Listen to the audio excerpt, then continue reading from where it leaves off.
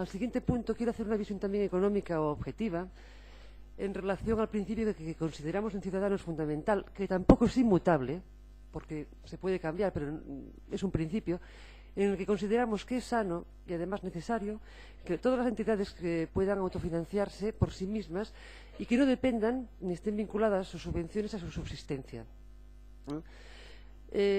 No voy a poner ejemplos concretos, pero a todo el mundo les viene a la cabeza, a todos, pues asociaciones o entidades en Ferrol que están realizando una gran labor social, han realizado sus propias reformas en sus locales, son autosuficientes. También nos vienen a la cabeza otras, sin embargo, que no han sido capaces de afrontar su existencia por la cantidad de compromisos que adquirieron y se extinguieron. Dicho lo cual, y hablando ahora en concreto del Ateneo, y dejando un poco también las reflexiones que hasta aquí he mantenido. El Ateneo ferrolano es una señal identitaria de la cultura ferrolana, la cual debemos proteger y preservar. Fundada ya y refundada en un año antes de en 1879 y después en el 76, es uno de los activos dinamizadores de la cultura ferrolana y gallega, sin fines lucrativos. Su programa cultural además es muy extenso, abierto al público y gratuito, y todo esto hay que valorarlo y es meritorio. El Ateneo ha sido y debe seguir siendo un referente cultural en esta ciudad y, por tanto, vamos a apoyar este punto. De todas maneras, lo que sí pediría, no solamente aquí al Gobierno, sino también ahora al Ateneo, que también hemos estado hablando con sus trabajadores, sabemos que tienen efectivamente problemas con las nóminas y con las deudas de sus trabajadores. Somos conscientes de que esto tiene que ser un impulso que puede ayudar en un momento dado, pero lo que también tenemos que tener claro es que queremos un plan de viabilidad. Porque el futuro del Ateneo va a depender no solamente del Concello, yo creo, sino de los ferrolanos y de sus socios. Y, por tanto, queremos una gestión rigurosa y con el tiempo desearíamos una posible autofinanciación. Y con lo expuesto, y digo, efectivamente, mantenemos el voto a favor. Gracias. Muchas gracias, señora Ruiz de Masafret. Señora Espiñeira. Ben, nos imos a apoiar esta proposta de modificación. O que nos gustaría, por non repetirme, porque os nosos argumentos volven ser os mesmos respecto aos convenios nominativos, pero que si queremos facer desde o BNG hoxe é propoñer ao resto de asociacións, colectivos e entidades de Ferrol que soliciten tamén as axudas que precisen para cubrir as súas necesidades, porque co sistema que vostede está seguindo mes tras mes de prorrogar as subvencións nominativas do Partido Popular e despois introducir algunhas que nós compartimos co señor Basterrechea que esta é unha subvención xusta, pero intuimos que tamén haberá moitas outras entidades que teñan necesidades que tamén son xustas, entón nós o que queremos dende aquí é animar a que pidan e soliciten tamén as axudas que crean convintes todas as entidades de Ferrol.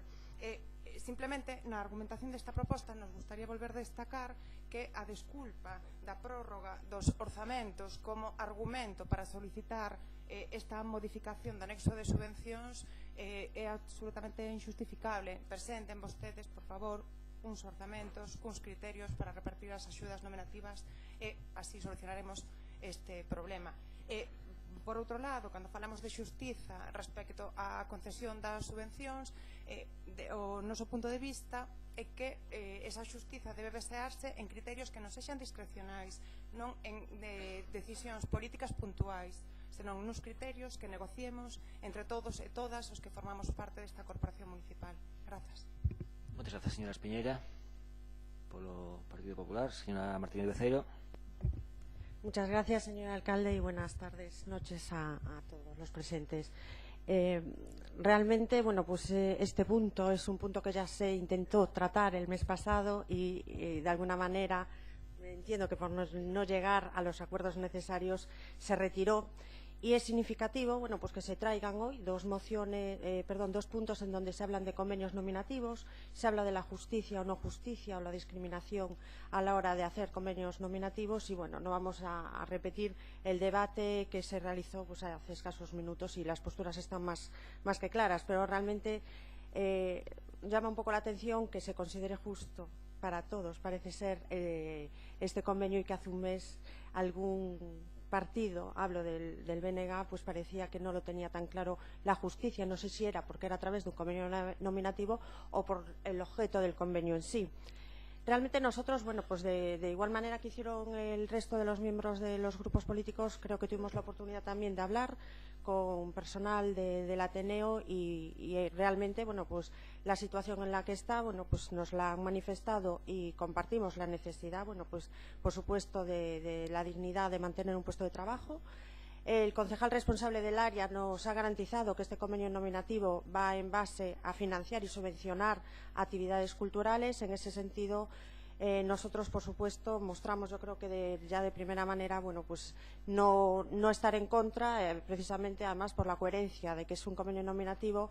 En ese caso, adelanto que nos vamos a abstener y, por supuesto, nuestro voto nunca sería en contra de esta propuesta, pero sí, bueno, pues ya se debatió en el punto anterior, pero invitar, dado que también parece ser que la propuesta de este año para el anexo de subvenciones nominativas en todas las áreas es el darle continuidad a lo del año 2015, hecho por el Gobierno del Partido Popular. Evidentemente, si nos dan la posibilidad, como dijo bueno, pues la representante del BNG, de que se traigan aquí modificaciones o no y que se puedan debatir, por supuesto, pues esperar que también se sea coherente con el mismo criterio de justicia y que los convenios nominativos, si tenemos esa oportunidad, que yo creo que también son importantes, incluso diría que prioritarios, como puedan ser de áreas bueno, pues del ámbito social o del deporte, bueno, pues yo espero que se siga la misma coherencia y el mismo criterio y se apoyen los convenios nominativos, que tengamos la suerte de que nos den la posibilidad de poder votar. En todo caso, insisto en no el voto en contra, sino la abstención. Muchas gracias, señora Martínez Beceiro. Señora Méndez. Ben, estaba agora pensando que canto importa ás veces a memoria para comprender as cousas. Realmente o tema de Ateneo non se pode pasar tan de puntillas como se estaba pasando por parte desa argumentación que fixo a compañeira Rosa. A mí me sorprendería moitísimo que o Partido Popular votara a favor, porque, claro, todos temos memoria, todos sabemos que o Ateneo é unha entidade de carácter cultural histórica, unha histórica polos anos que ten cunha liña progresista, históricamente progresista, cunha liña implicada no social. Non estamos falando de unha entidade cultural calquera. O Ateneo Ferrolán é, como decía Suso, unha institución, entre comillas, ainda que non se lle pode chamar unha institución a unha asociación cultural. Pero claro, eu estaba ahora pensando o maltrato sufrido na legislatura anterior por parte do Partido Popular, que incluso chegou ao punto de cambiarlle o nome en contra de moitísima xente que estivemos aquí nun pleno hai tempo, pois eso, mostrando unha postura que non cabía na cabeza, que se chamase aquelo Concepción Arenal. E foi unha das primeiras cousas que trouxo o Partido Socialista neste goberno, volver a darlle o nome do Ateneo, porque parece que molestaba ter un Ateneo na cidade. Partido Socialista, que por certo tamén nas dúas ocasións que se fixeron as restauracións do edificio estivo tamén detrás. É dicir, o Ateneo é unha entidade vamos a decir progresista, e que se ten que comprender desde esa liña, e desde esa liña tamén é desde onde se apoia. En calquera caso, ao final as cousas cando importan acaban manténdose e é moi difícil borralas do mapa. Entón, o Partido Socialista, unha vez máis, como se fixo desde sempre, apoia completamente calquera cousa que signifique que o Ateneo poda levantarse, non só pola crise, que tamén, pero poda levantarse desa postura na que se deixou ou na que se quiso deixar, porque o Ateneo nunca, sempre está de pé. Entonces, todo o noso apoio para o Ateneo, como sempre. Moitas grazas, señora Méndez. Señora Starchea. Ben, pois simplemente dar as grazas aos partidos que apoian esta proposta, lamentar a abstención, porque me gusta ganar por unanimidade, pero por lo demais simplemente decir que obxectivamente o certo é que o Ateneo se convirtió en un centro cívico-cultural e obxectivamente non se dotou de persoal. Non hai servicio de limpeza, como ten, por exemplo, o Centro Cívico de Cadanza, o Carballo Calero do Inferniño, non ten conserxería, como ten o Centro Cívico de Cadanza, ou como ten o Inferniño. Obxectivamente, por lo tanto, é unha situación que levou o Ateneo, entre outras cuestións, a unha situación económica, pues, francamente dificultosa. Digo que efectivamente non é solamente de xustiza, que pode ser un término pois máis abstracto, sino obxectivo. E dicirle a Eva que non anime a nadie a pedir axuda, porque todo o mundo pasa por ali a pedir axuda das entidades culturais da cidade. Todas pasan. Nada máis, agradecer novamente o apoio. Moitas grazas, señor Basterrechea. Señora Espiñeira. Sí, sí, simplemente unha cousiña a señora Beceiro, e é que extrañame que coñeza cal era a nosa posición no pleno do mes pasado, porque non a fixemos pública, pero explícolle cal é a diferenza respecto á proposta que se trouxo e se retirou no pleno pasado. Perdón. E é que na proposta do mes pasado non se justificaba en que se ia gastar ese diñeiro, falábase de actividades culturais, pero nós coñecemos por boca das traballadoras e dos traballadores do Ateneo cal era a súa problemática. Nese pleno a documentación que se traía non era adecuada. Hoxe, na proposta que se trae, se especifican que se vai gastar ese diñeiro.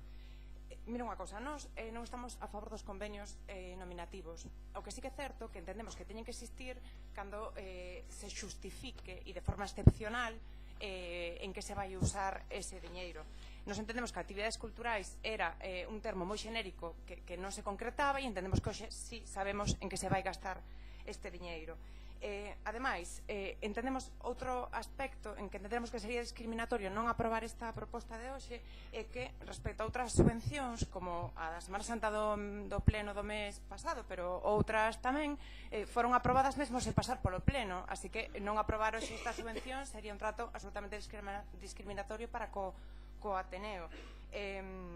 Simplemente insistir, a pesar da petición do señor Basterrechea, en que todas as entidades que queiran e necesiten para cubrir as súas necesidades un convenio nominativo que o soliciten, porque é que todas pasan a pedilos, pero entón eu o que lle pregunto é cal é o criterio que el segue. Nos gustaría que nos dese conta nunha desas comisións que eu tamén reivindico que teñamos para poder facer preguntas, que nos explique cal é o criterio que el segue, se seguen sendo os criterios do Partido Popular, como vemos en moitas outras subvencións, e se ten algúns criterios novos que debemos coñecer, pois que nos os faga saber. Grazas. Muchas gracias, señora Espiñeira. Señora Martínez Beceiro. Sí, muchas gracias. Realmente nosotros lo que vimos fue un cambio de criterio, está bien que lo aclaren. La palabra de un concejal, en este caso un miembro del Gobierno, cuando viene a proponer, incluso lo explica en una comisión informativa, y después se toma, bueno, pues la deferencia de hablarlo con los grupos políticos, creo que es de darle credibilidad. Nosotros por lo menos le damos el valor, ¿no?, a la palabra de un concejal de este Gobierno. Entonces, pues si ese o no específicamente, nosotros desde luego creíamos en esa palabra. Por eso, en ese sentido, bueno, pues también agradecerle en este caso al responsable de Cultura, que cuando vino con esta propuesta pues realmente no entró, bueno, pues con ánimos de entrar en confrontaciones ni recordar pues tiempos pasados, y tampoco cuando los miembros del Ateneo se reunieron en nuestro grupo y se hizo mención a nada, precisamente con la voluntad de que esta propuesta del Gobierno de un convenio nominativo saliese adelante, por lo menos sin ningún voto en contra, ¿no? En ese caso yo creo que, bueno, pues que aun sin ser con la mayoría de todos, si es verdad que no lleva el voto en contra de nadie, pues no deja de ser algo que bueno, pues que nadie se opone, y que en todo caso el Gobierno, entiendo que en el área de cultura estará contento. Y bueno, pues insisto en pensar que de la misma manera que se traen dentro del ámbito de la cultura, bueno, pues convenios nominativos a través de modificaciones, pues que se agilicen los trámites para, o a través de las comisiones a modo informativo, o a través de modificaciones que se puedan plantear por este Gobierno, se traigan de otras áreas, y que en todo caso, en aras a la justicia, pues por parte de el que no está de acuerdo con los convenios nominativos, por lo menos en este año 2015, pues los apoye. Nada más. Muchas gracias, señora María de Beceiro. Ano 2016, quiero recordarle. Señor Basterrechea, para pechar. Nada, simplemente decir que estoy muy contento, efectivamente. Nada, a ver, é verdade que o lóxico é que os convenios avancemos hacia convenios que non sexan nominativos, pero tamén é certo que a situación extrema do Ateneo neste caso non daba lugar, non daba tempo a modificar unha serie de criterios que levan un tempo e que ademais hai que avanzar pouco a pouco. E como se di a concelleira Eva Espiñeira, ademais a maneira máis positiva de facelo é facelo conxuntamente, non solamente por parte de un partido ou de un goberno. Por lo tanto, é por eso o carácter excepcional deste convenio. Dito eso, o certo é que é verdade, e volvo a insistir, que é unha cousa que como concelleiro eu me estou a xuntar e a reunir con todas as asociacións, distintas asociacións culturais, e a todas elas intento de buscar unha salida ou a cualquier problema específico unha salida específica, tanto sexa na petición de convenios como sexa na petición de locais, que tamén chegan bastante. Nada máis, moitas grazas.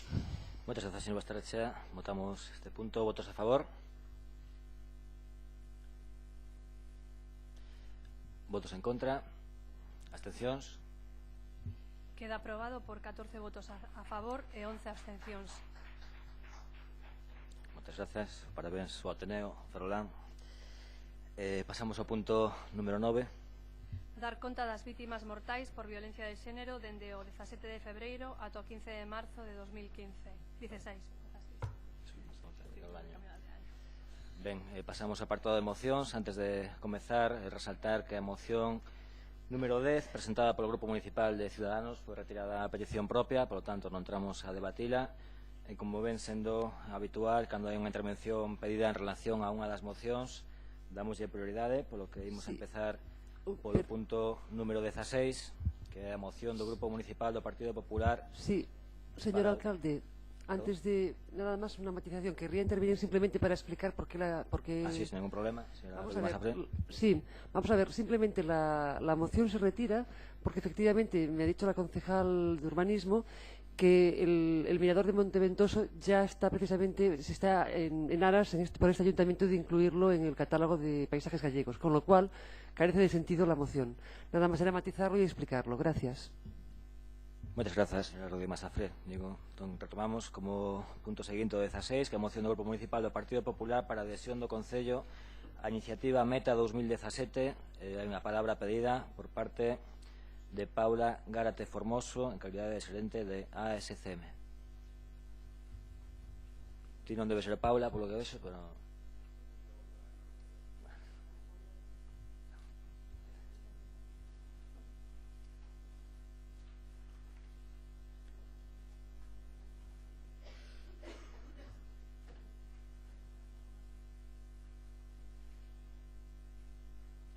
Antes de comezar, se podes decir o nome e apelidos para que quede registrado na ata do... Son Diego Sandeneira, técnico da accesibilidade da Asociación Sociocultural ASCM.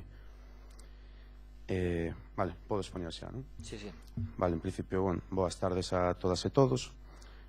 Como acabo de dicir, son Diego Sande, e hoxe estou aquí en representación da Asociación Sociocultural ASCM. O motivo é apoiar a moción de adhesión do Concello de Ferrol a iniciativa Meta 2017.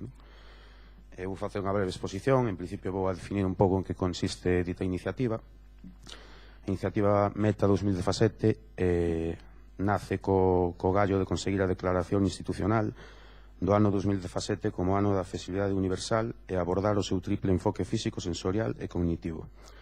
O motivo de que se elixa o ano 2017 como ano da accesibilidade universal ven un pouco motivado porque é a data límite establecida pola normativa vixente, sobre todo a nivel estatal e autonómico, que marca os prazos últimos para que as cidades sexan completamente accesibles.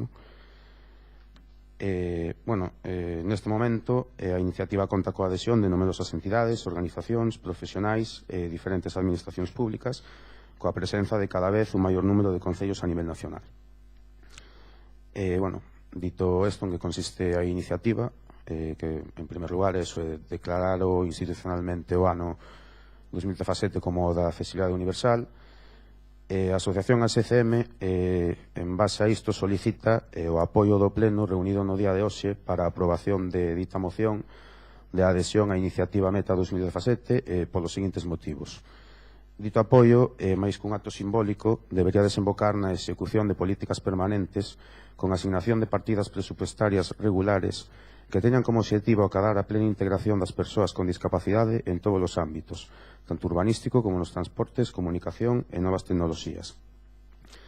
Esta petición vai ligada á consideración dos dereitos fundamentais de todos os cidadáns amparados polo título primeiro da Constitución Española e en concreto do artigo 49 e promove a colaboración de todas as forzas municipais para que se poidan sentar as bases para unha futura elaboración dun plan municipal integral de accesibilidade que abarque todos os eidos da sociedade dun xeito transversal e faga cumprir os prazos e exixencias recollidos polas leis tanto nacionais como autonómicas.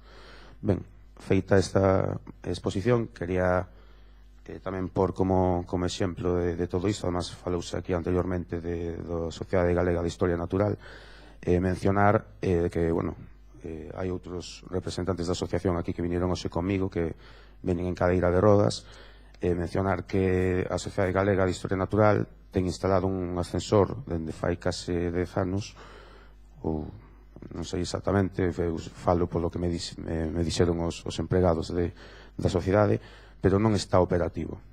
Entonces, desde a asociación tamén queríamos, aproveitando que queremos que o Concello se adira a esta causa pola accesibilidade, remarcar que de xeito o deixamos constancia hoxe por escrito no rexistro do Concello de que nese museo hai un ascensor pero que non está posto en funcionamento e hai persoas como as que hoxe me acompañan que non poden disfrutar dese museo.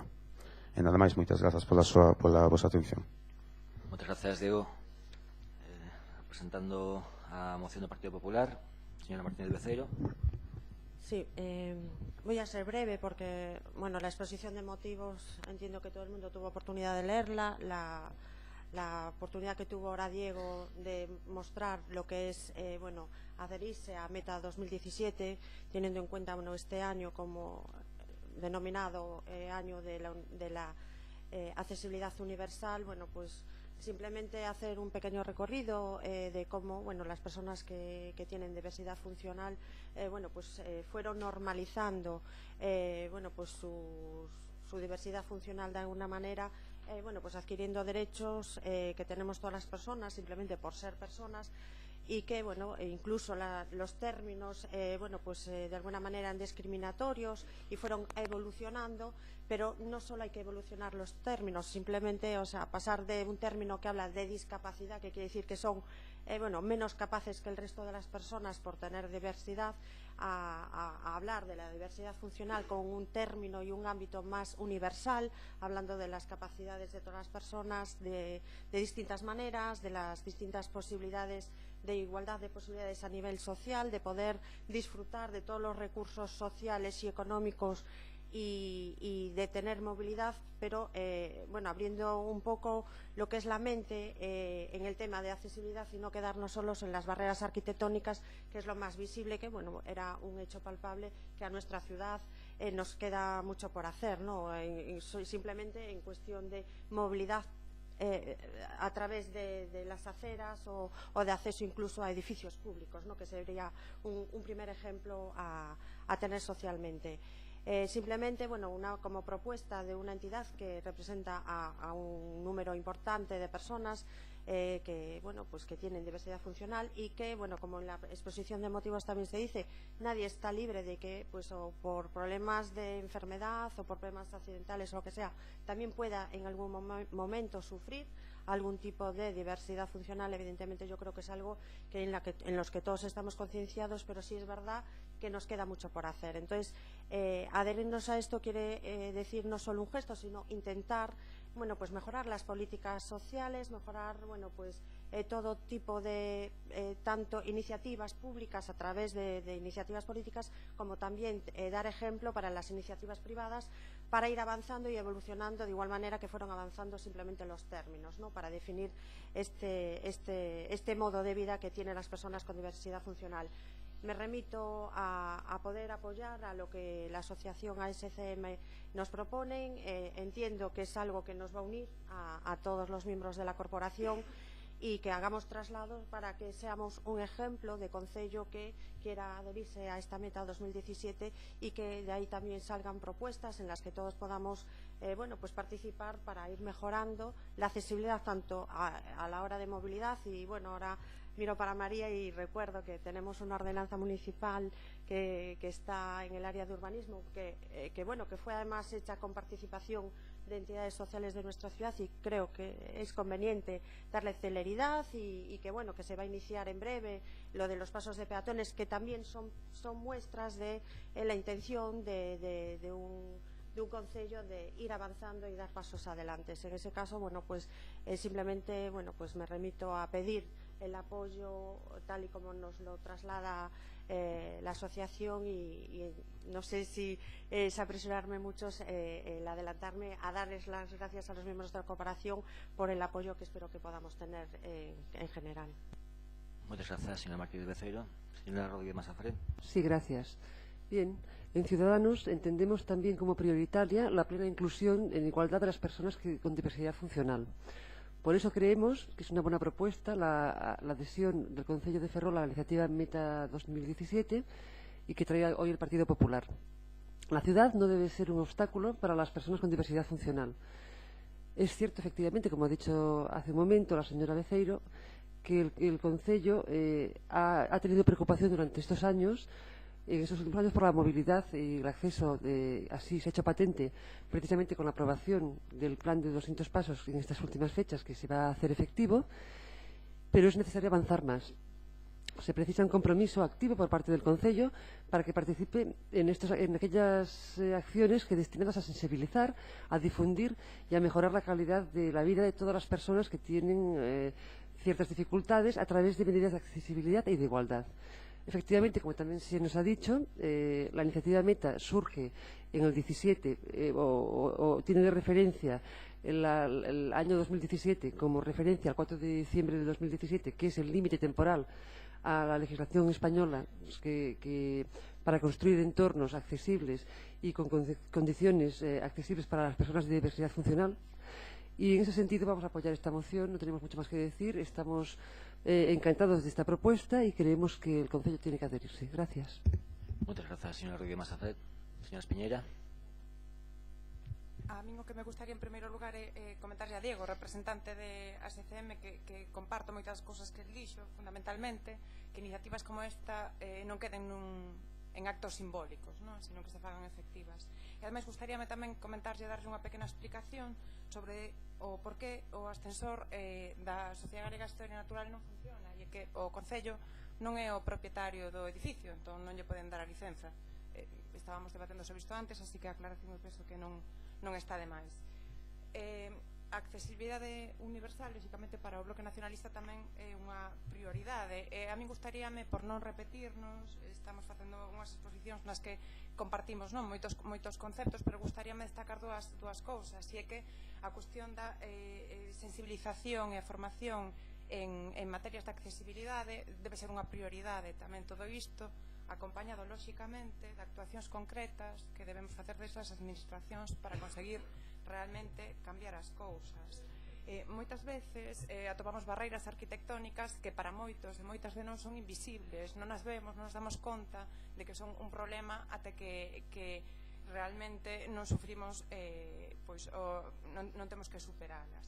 Compartimos, por tanto, de maneira xeral o espírito desta moción que se presenta ao Partido Popular, pero temos que comezar cuestionando o primeiro punto, que é inevitable, porque vostedes presentan unha moción na que se instan a vostedes mesmos, ao Goberno de España, a Xunta de Galicia, a tomar medidas en materia de accesibilidade cando tiveron e teñen a opción de facelo e nin o fixeron, nin o fan. Parecenos demagoxia pura e dura, porque entendemos que é unha moción tipo, pero sí que é certo que é curioso que se insten a vostedes mesmos a facer algo que non fixeron nin fan. No pasado non fixeron nada neste sentido, pero a nós o que máis nos preocupa é que na actualidade tampouco fan.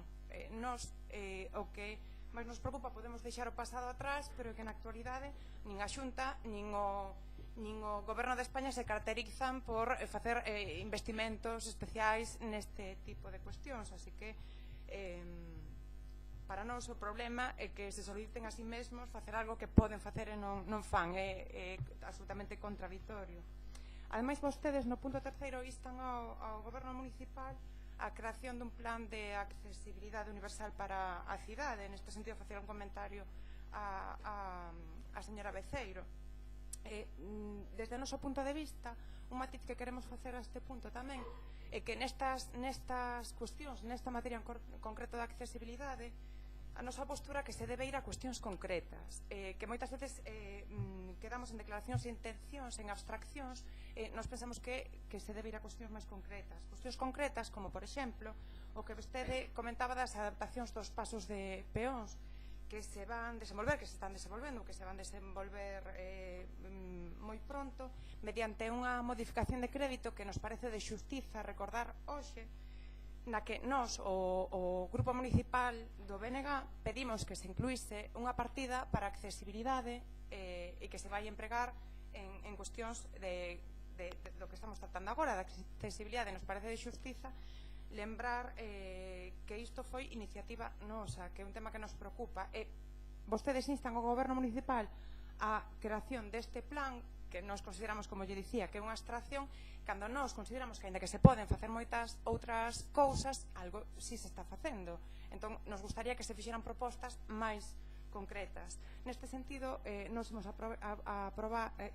pedir que se vote por puntos, porque nos gustaría, non estamos de acordo co primeiro punto, nos gustaría pedirle ao Partido Popular se puidese votar esta moción por puntos. Grazas. Moitas gracias, señora Espiñeira. Señora Sestallo. Sí, boa tarde a todas e a todos. Boa tarde especialmente a representantes de ASCM. Primeiro, antes de nada, avanzar o voto favorable, por suposto, a esta proposta, unha proposta que reúne todas as condicións para que sexan apoiadas por a xustiza social que implica, polas condicións de igualdade e polo desenvolvemento de dereitos de cidadanía que van implícitos no Obxectivo Meta 2017. Efectivamente, ademais, coincide cas accións e actuacións do Goberno de Ferrol respecto aos plans de accesibilidade. Tanto se citou, por lo tanto non vou redundar, o programa de pasos, efectivamente con aportacións de diferentes grupos políticos, senón que ademais co desexo, como coñecen as entidades, que se fará pronto de constituir a mesa de accesibilidade con carácter interdepartamental para, como aspiran todas as entidades que están a traballar no eido da diversidade funcional, se poda eliminar os obstáculos non só físicos, senón moitas veces incluso carácter psicolóxico, ás veces de presuizos que engloban todas as oposicións á igualdade e accesibilidade universal.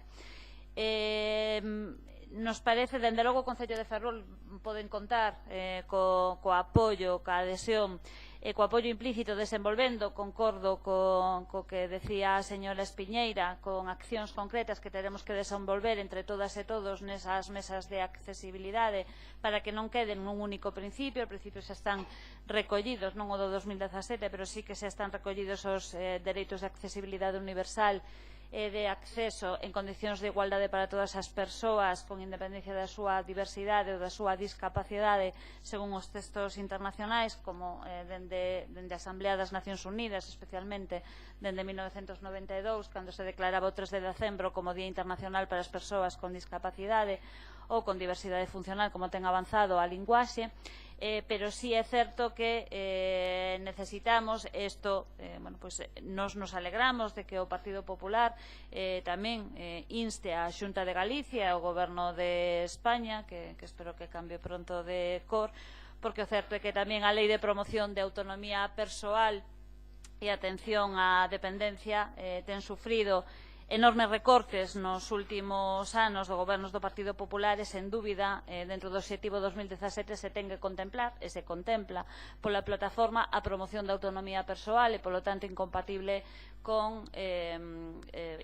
cas restriccións, recortes e copagos excesivos para o acceso e para a atención ás persoas dependentes que teñen que ver restringido, recortado, eliminado os seus dereitos precisamente por esos recortes. En aras, dende logo, ao consenso, e sen dúbida insistimos na coincidencia neste debate por ese objetivo meta 2017, esperando que en Ferrol efectivamente ademais sexamos exemplo para esta meta sen dúbida das que fan historia na sociedade e na cidade, e contando, esperando ademais a implicación de todas as entidades, das institucións neste objetivo, insisto, o voto será favorable. Grazas. Moitas grazas, señora Sestallo. Señor Montes.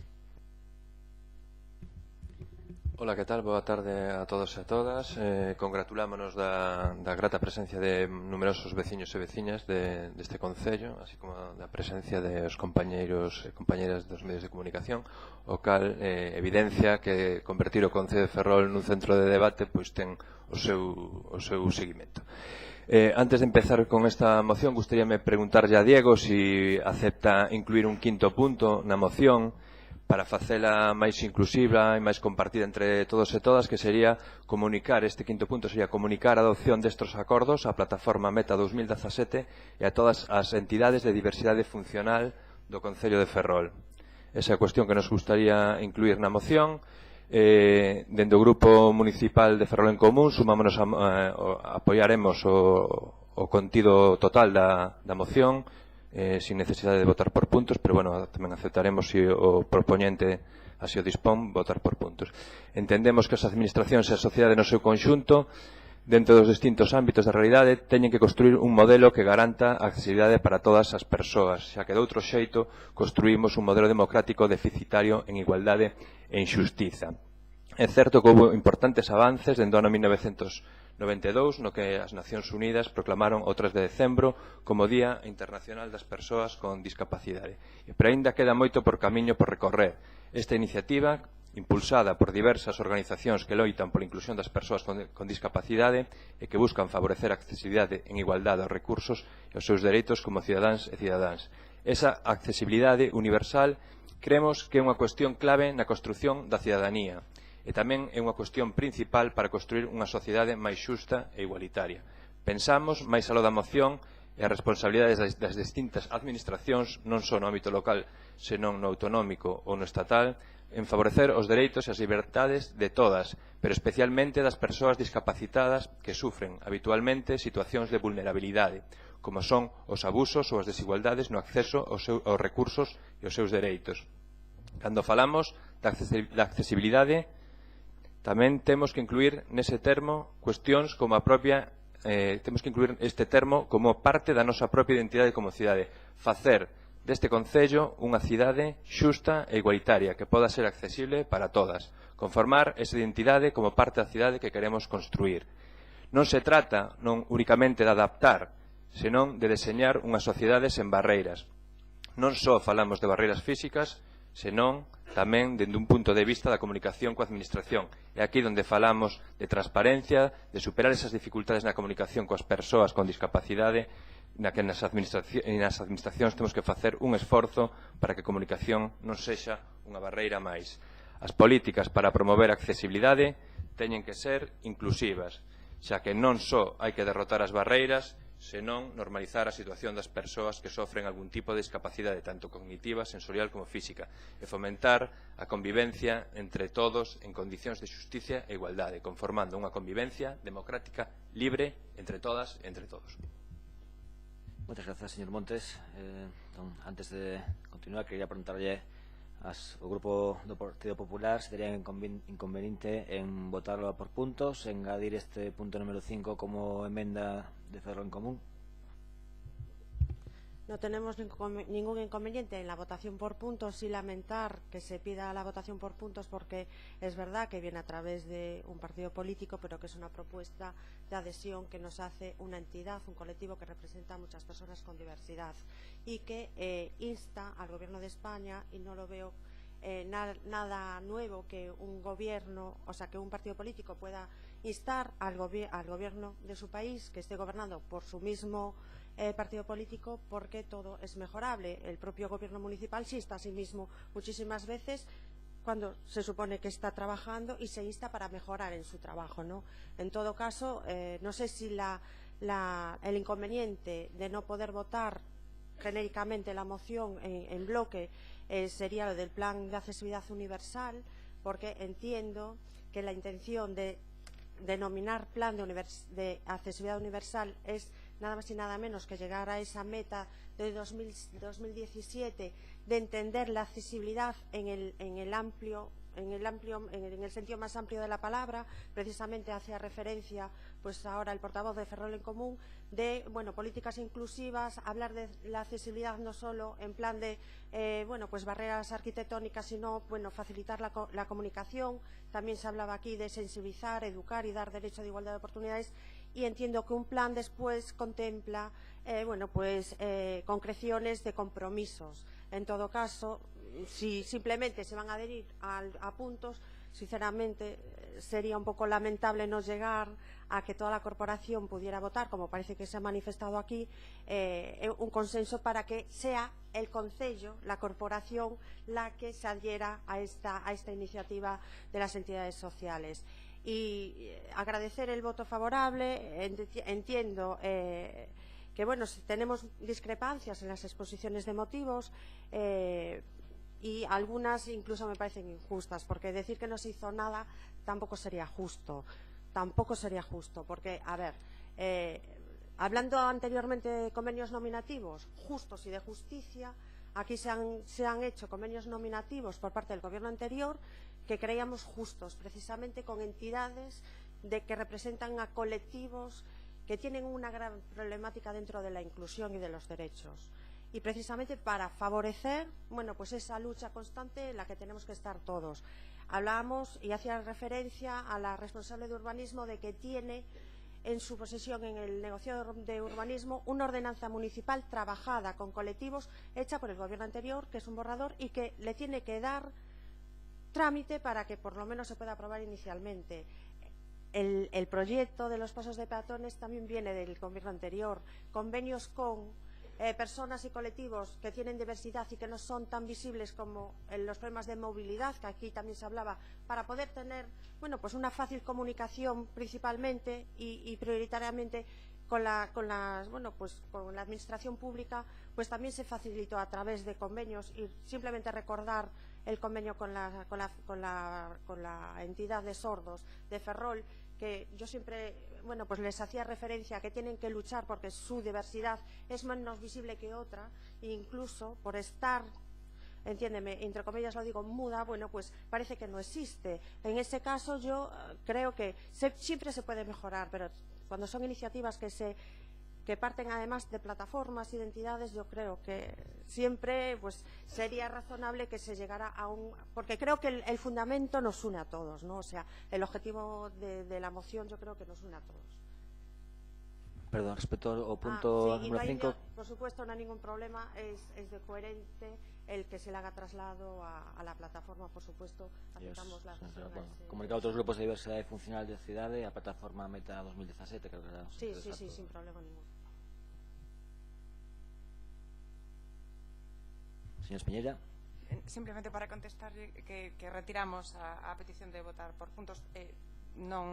Non é para nos un problema, feitas as críticas, feito o debate da abstracción e o que xa comentei, entendemos que é unha moción tipo, que son intencións, declaracións de intencións, e para nós non supón un problema.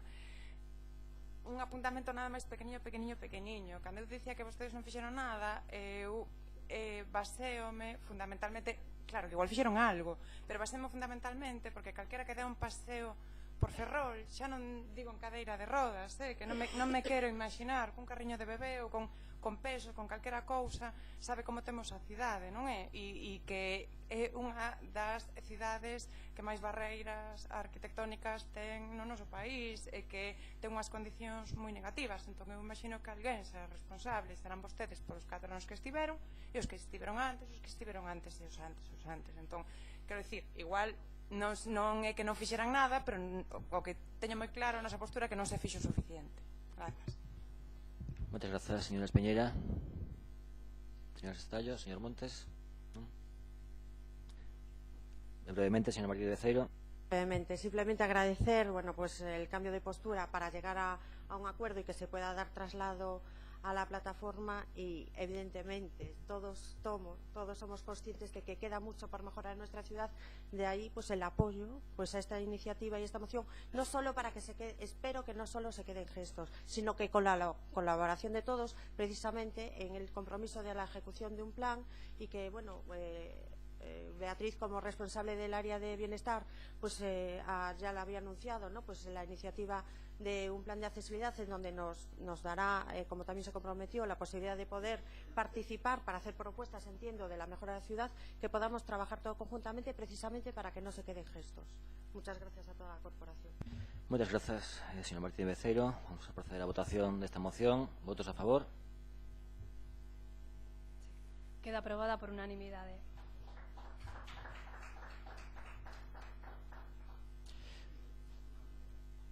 Moitas grazas, señor Sobral. Temos dúas mocións antes de continuar relativas ao transporte urbano. Non sei se o Partido Popular e Ciudadanos queren debatirlas conxuntamente, votarlas por separado, prefiren manter... Eu preferiríamos o debate por separado. Vale.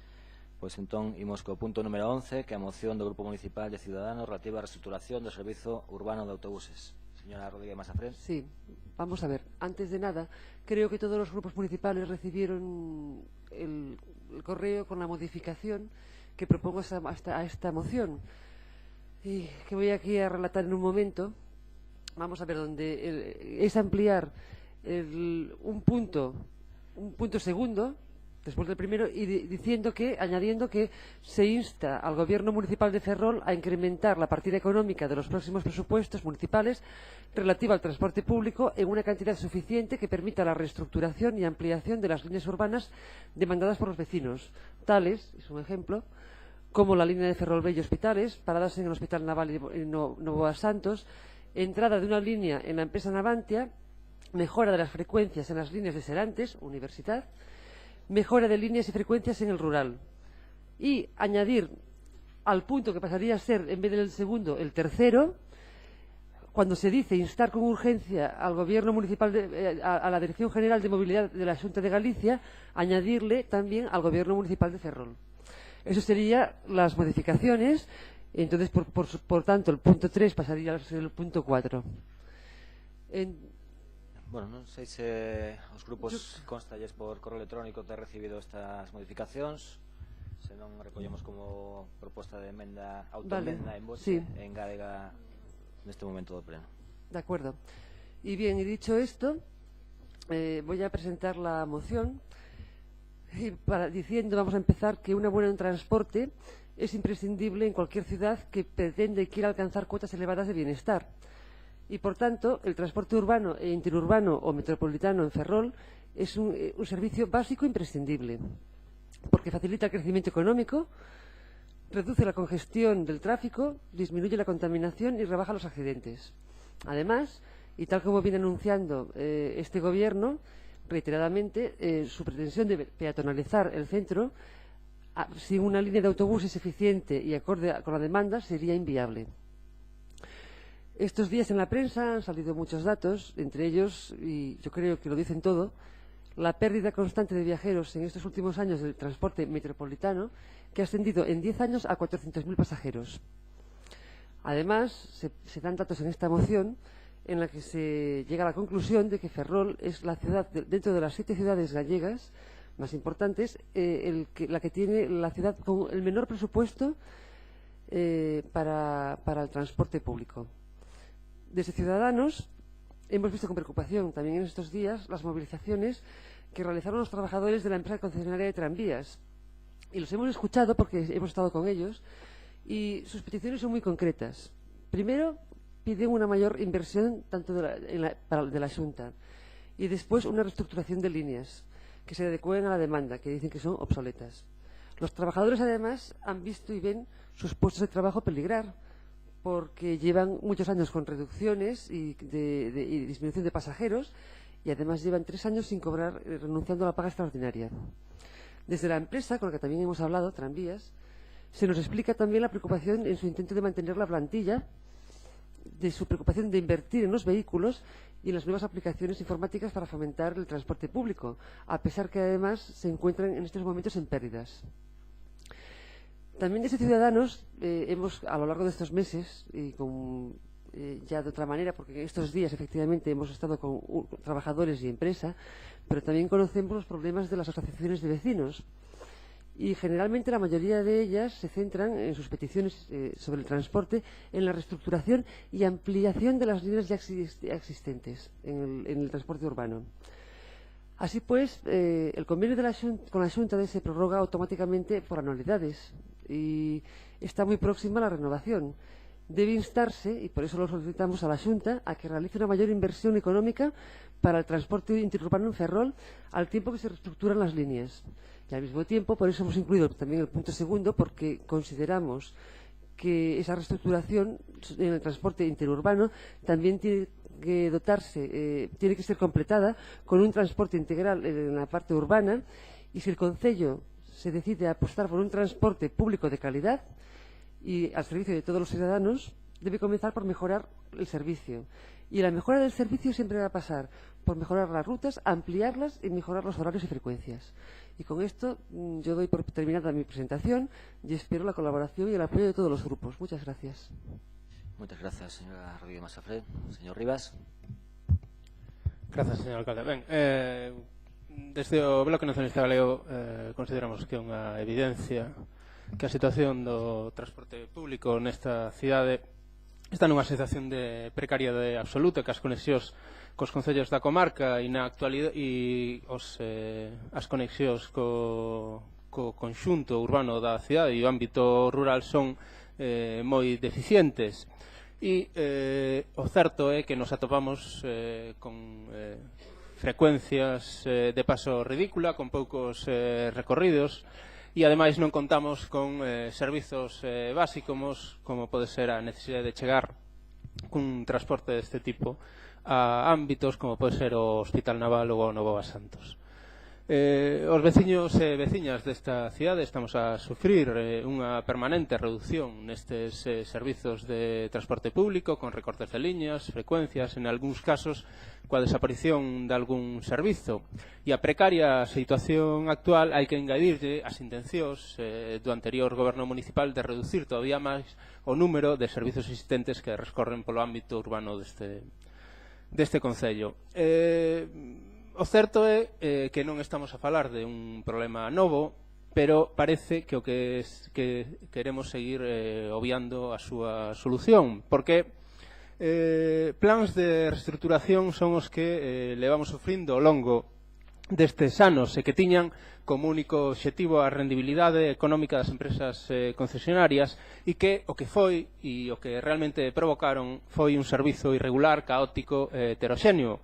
Reestructuracións que se deseñaron, como digo, co fin de maximizar a rendibilidade económica das empresas e que afectaron gravemente ao funcionamento do servizo. Reestructuracións como as que se propuxeron no ano 2012 por parte das concesionarias e que este concello, co goberno do Partido Popular naquel momento, non fixo ningún tipo de alegación a esa reducción de servizos. E non a fixo porque, no fondo, parecía que estaba de acordo con esa proposta, porque chegou o ano 2014 e foi o mesmo concello quen propuxo unha proposta de reducións de servizos que supoñía unha minoración no 25% dos kilómetros concesionados nesta cidade. Referíase vostede e aparece tamén reflectido na moción que presenta a situación na que se atopa o plan de transporte metropolitano, e o certo é que o que si ten demostrado o plan de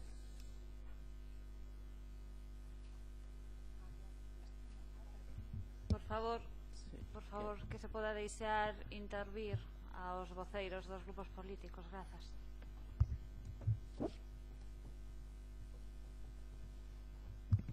O certo é que decía que o plan de transporte metropolitano se demostrou absolutamente ineficaz para atender as demandas sociais da cidade e que finalizando nese ano 2015 se prorrogou por parte do anterior goberno do Partido Popular durante un ano máis, algo incomprensible dado que no ano 2014 estaba a propoñer unha modificación dese plan de transporte metropolitano. Tampouco parece que sexa moi lóxico excluir deste debate e desta proposta a outros concellos da comarca, incluso limítrofes co concello de Ferrol, dun servizo de transporte público que debería ter, cando menos, ese carácter comarcal. E o certo é que no actual contexto as posibilidades de desenvolver un transporte público adecuado ás nosas necesidades son totalmente diferentes ás que existían até o momento. O certo é que na situación actual non existen limitacións concesionais nin planificacións de servizos máis aló do ano 2016. E é, por tanto, necesario que co horizonte do ano 2017 comecemos a pensar cal é o modelo de transporte público que queremos para esta cidade e que resolva os problemas dos veciños e veciñas que teñen na prestación deste servizo.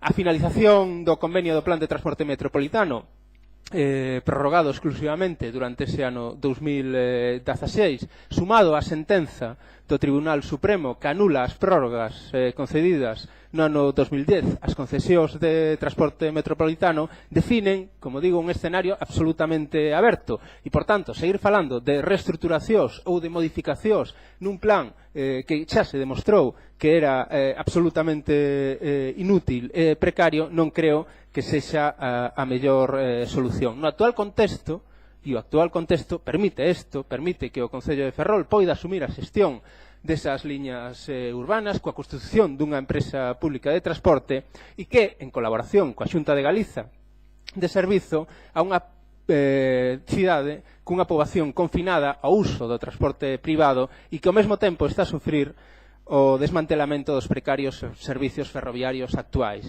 E isto, ademais, deberíamos facelo en colaboración co resto de concellos que existen nesta comarca, non limitarnos exclusivamente a dous deles. Como digo, eu creo que seguir propoñendo reestruturacións ou modificacións dun plan cando a perspectiva de futuro e, ademais, tendo tempo para poder elaborar unha proposta adecuada para ese ano 2017 e as condicións permiten que poidamos definir un proxecto de transporte público xestionado desde a administración e na que os concellos, neste caso o Concello de Ferrol, poidan explicar e definir libremente en función das nosas necesidades eses servizos, debe ser o noso obxectivo, non seguir poñendo remendos e parches a un servizo que, si algo ten demostrado durante estes anos de plan de transporte metropolitano, é a súa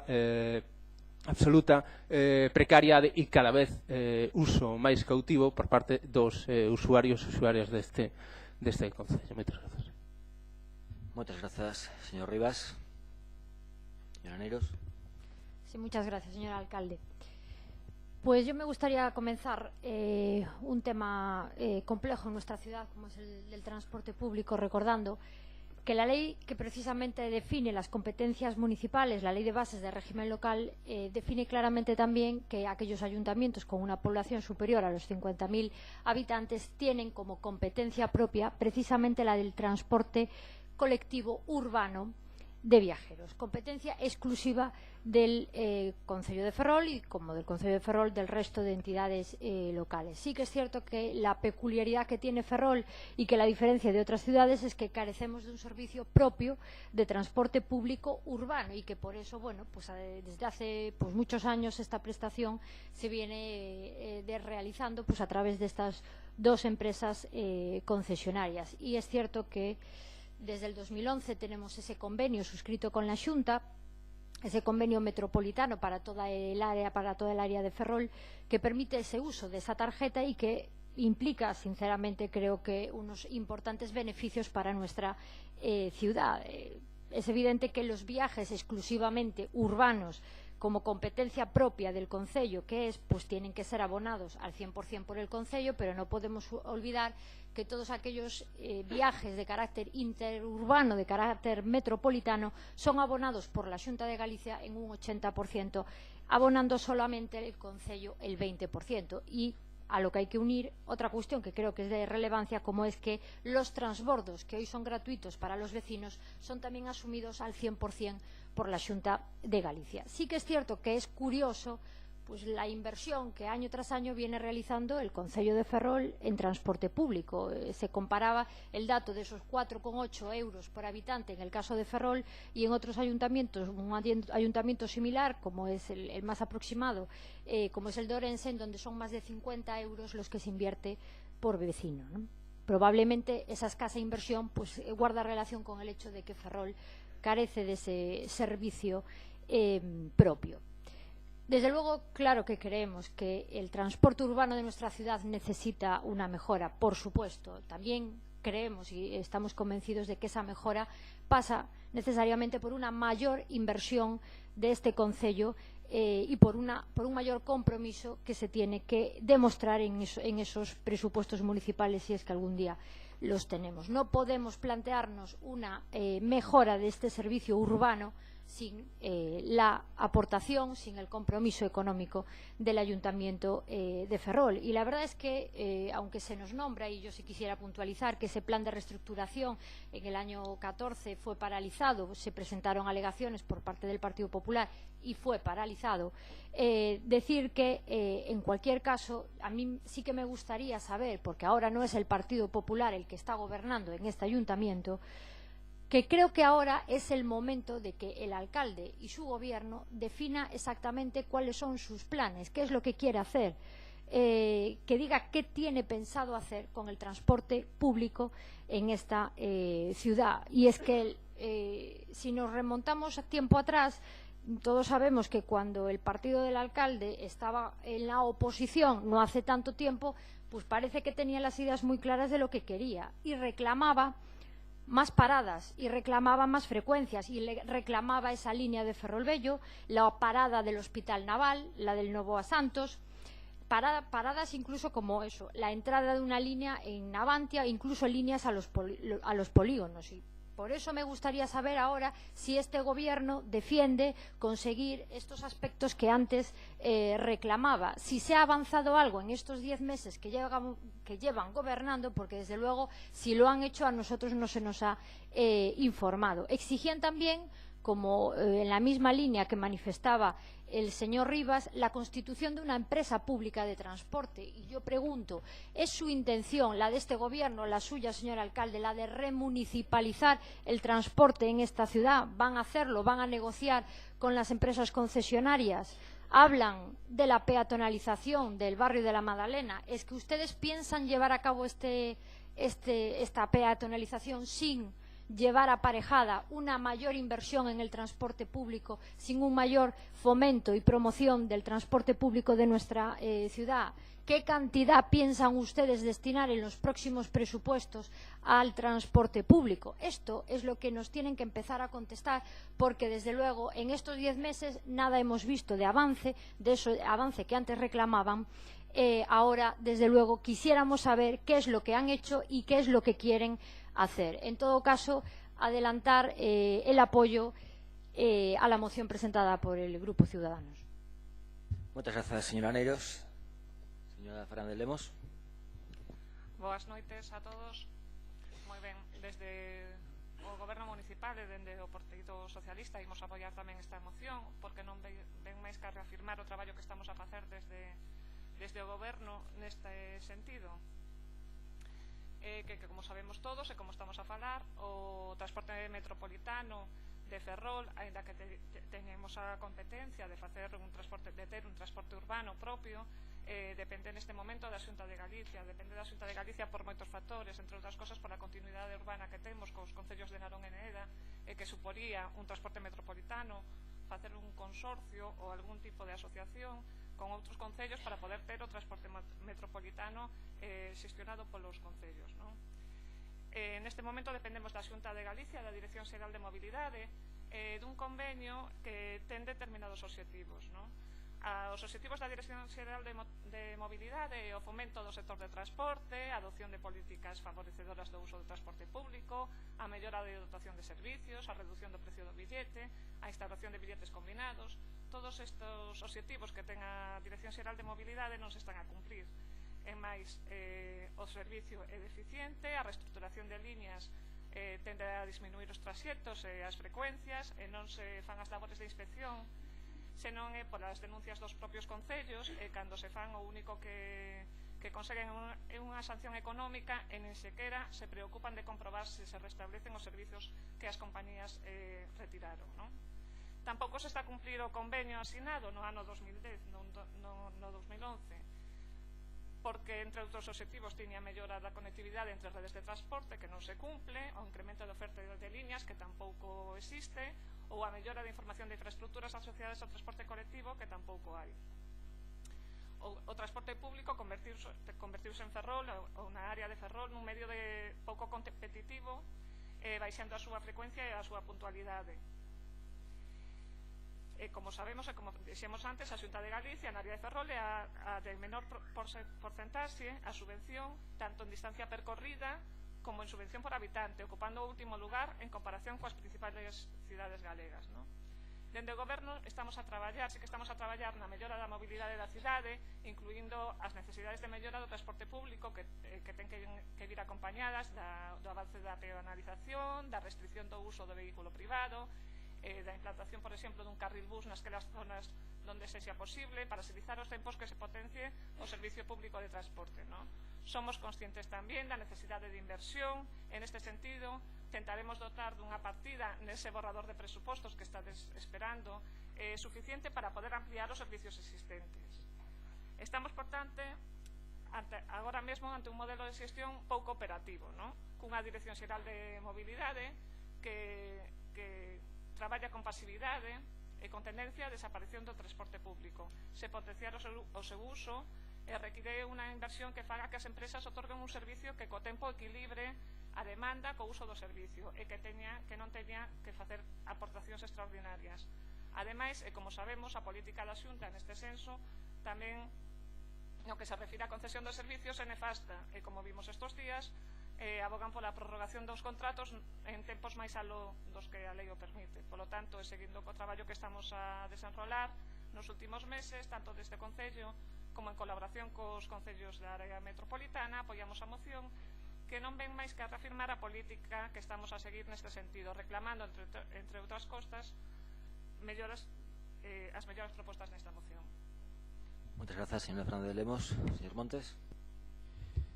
Bueno, eu vou ser breve, primeiro unha parte expositiva e logo unha parte propositiva, porque, bueno, concordo co que dixo a compañera María Lemos, e tamén gustaríame dicir que, ao contrario do que decía anteriormente Eva Espiñeira, eu creo que o Partido Popular debería instar máis aos seus compañeiros da administración, porque o que sucede nesta cidade e en outras cidades é que, ademais tendo a cobertura mediática que normalmente os acompaña na súa proposta política ou de comunicación, perden as eleccións. E por que sucede iso? Sucede porque cando unha persoa colle un billete de bus, en este caso en Ferrol, e valelle un 50 e o deixa no arquitecto Marcide querer ir ao Hospital Naval, en ese momento esa persoa está disconforme co goberno e non necesita nin líneas mediáticas que o apoien ou non apoien esa cuestión, porque está vivindo na súa propia experiencia o que está facendo o seu goberno por esa persoa. Entón, a min casi me gustaba máis a moción antes que agora, por unha cuestión, porque a moción antes deixaban aberto unha serie de posibilidades que nosotros queremos promover dende o goberno. Dende a celebración do foro cívico e nesa devolución de información que houve a posterior no mes de xaneiro, pois unha das cuestións de fondo máis importantes que había na cidade era a definición dun modelo de cidade e a definición dun modelo de transporte para a cidade para comunicar as vivendas de onde viven as persoas cos núcleos máis importantes das cidades. Tendo en conta esa información, esa necesidade que advertimos, e outra desas necesidades ou desas demandas que nos fixeron chegar nese foro cívico foi a de reactivar as asambleas de barrio e outros órganos de participación. Pois, dende o goberno, imos precisamente reactivar esas asambleas de barrio, non únicamente con esas eleccións de representantes das asambleas de barrios, Consello de Veciñanza, presidente e vicepresidente, senón que queremos trasladar aos barrios debate. E ese debate é precisamente o deseño do transporte metropolitano ou da rede de transporte que precisa Ferrol, adaptado ás necesidades das persoas. Creo que calquer persoa pode definir perfectamente cuáles son as necesidades de transporte que precisa. E un exercicio sinxelo de definir cuáles son os puntos que quere conectar da cidade, cuáles son os puntos vitais para desenvolver a súa vida nesta cidade, pode facelo. En ese sentido, xa enviamos unha convocatoria dende área de participación a todas as entidades veciñais e a todas as persoas inscritas dentro dos procesos participativos do Concello de Ferrol para que a partir do próximo luns podamos poñer en marcha este proceso participado onde entre todos e entre todas podamos definir esas rutas. Nosotros apoiaremos a moción digo que me gustaba a mí personalmente máis antes en xenérico porque habría moito máis a capacidade de debate e de participación e creo que deben ser os propios veciños e as propias veciñas da cidade as que deseñen este rede de transporte e as que aporten as cuestións que consideren. En todo caso, dentro do Concello explicaremos tamén que os recursos, como ben sabedes, son limitados e explicaremos a onde podemos chegar, as liñas que podemos reforzar, a cantidade co que podemos reforzar horarios ou outras novas rutas que se podan abrir, evitando cousas que son aberrantes, como é o feito de non comunicar os centros sanitarios ou que persoas que, cando van ao médico, precisamente porque non se encontran ben, non podan ir ao Hospital Naval, que é un centro de especialidades. Moitas grazas. Moitas grazas, señor Montes. Señora Rodríguez Mazafrén. Sí, para contestar en un momento al señor Montes, explicarle que, bueno, en fin, las líneas que se proponen aquí en el punto 2 que hemos modificado y que hemos incluido, realmente decimos como tales como la línea de Ferrol Bello con hospitales, a la que ha incidido usted, y en todo caso dejamos la puerta abierta efectivamente que sea la participación ciudadana y sean los propios ciudadanos los que así lo decidan. Lo que pasa que sí es cierto también que estas propuestas que aquí se ponen a tipo casi de ejemplo son propuestas muy demandadas ya por las asociaciones de vecinos y por mucha gente. En todo caso, seguramente puedan coincidir unas y las otras, y lo que se propone siempre es que en los próximos presupuestos haya un incremento por parte del Concello. Eso es más bien la propuesta. Entonces, agradecer a todo el resto de grupos políticos que apoyen la moción, y en todo caso, con respecto a lo que habla el Partido Nacionalista Galego, claro, efectivamente el modelo que proponen parece que no va a ser el que en principio tenga previsto el gobierno, y esta moción efectivamente es para intentar arreglar lo que está ahora vigente. Gracias. Muchas gracias, señor Rodríguez Mazafrén. Señor Rivas. Gracias, señor alcalde. Ben, eso é o sorprendente, que por parte deste goberno se asuma o actual modelo. Eso é o que nos sorprende, e sobre todo porque nunha situación que non podía ser mellor para desenvolver un novo modelo, isto nin se propoña como proposta.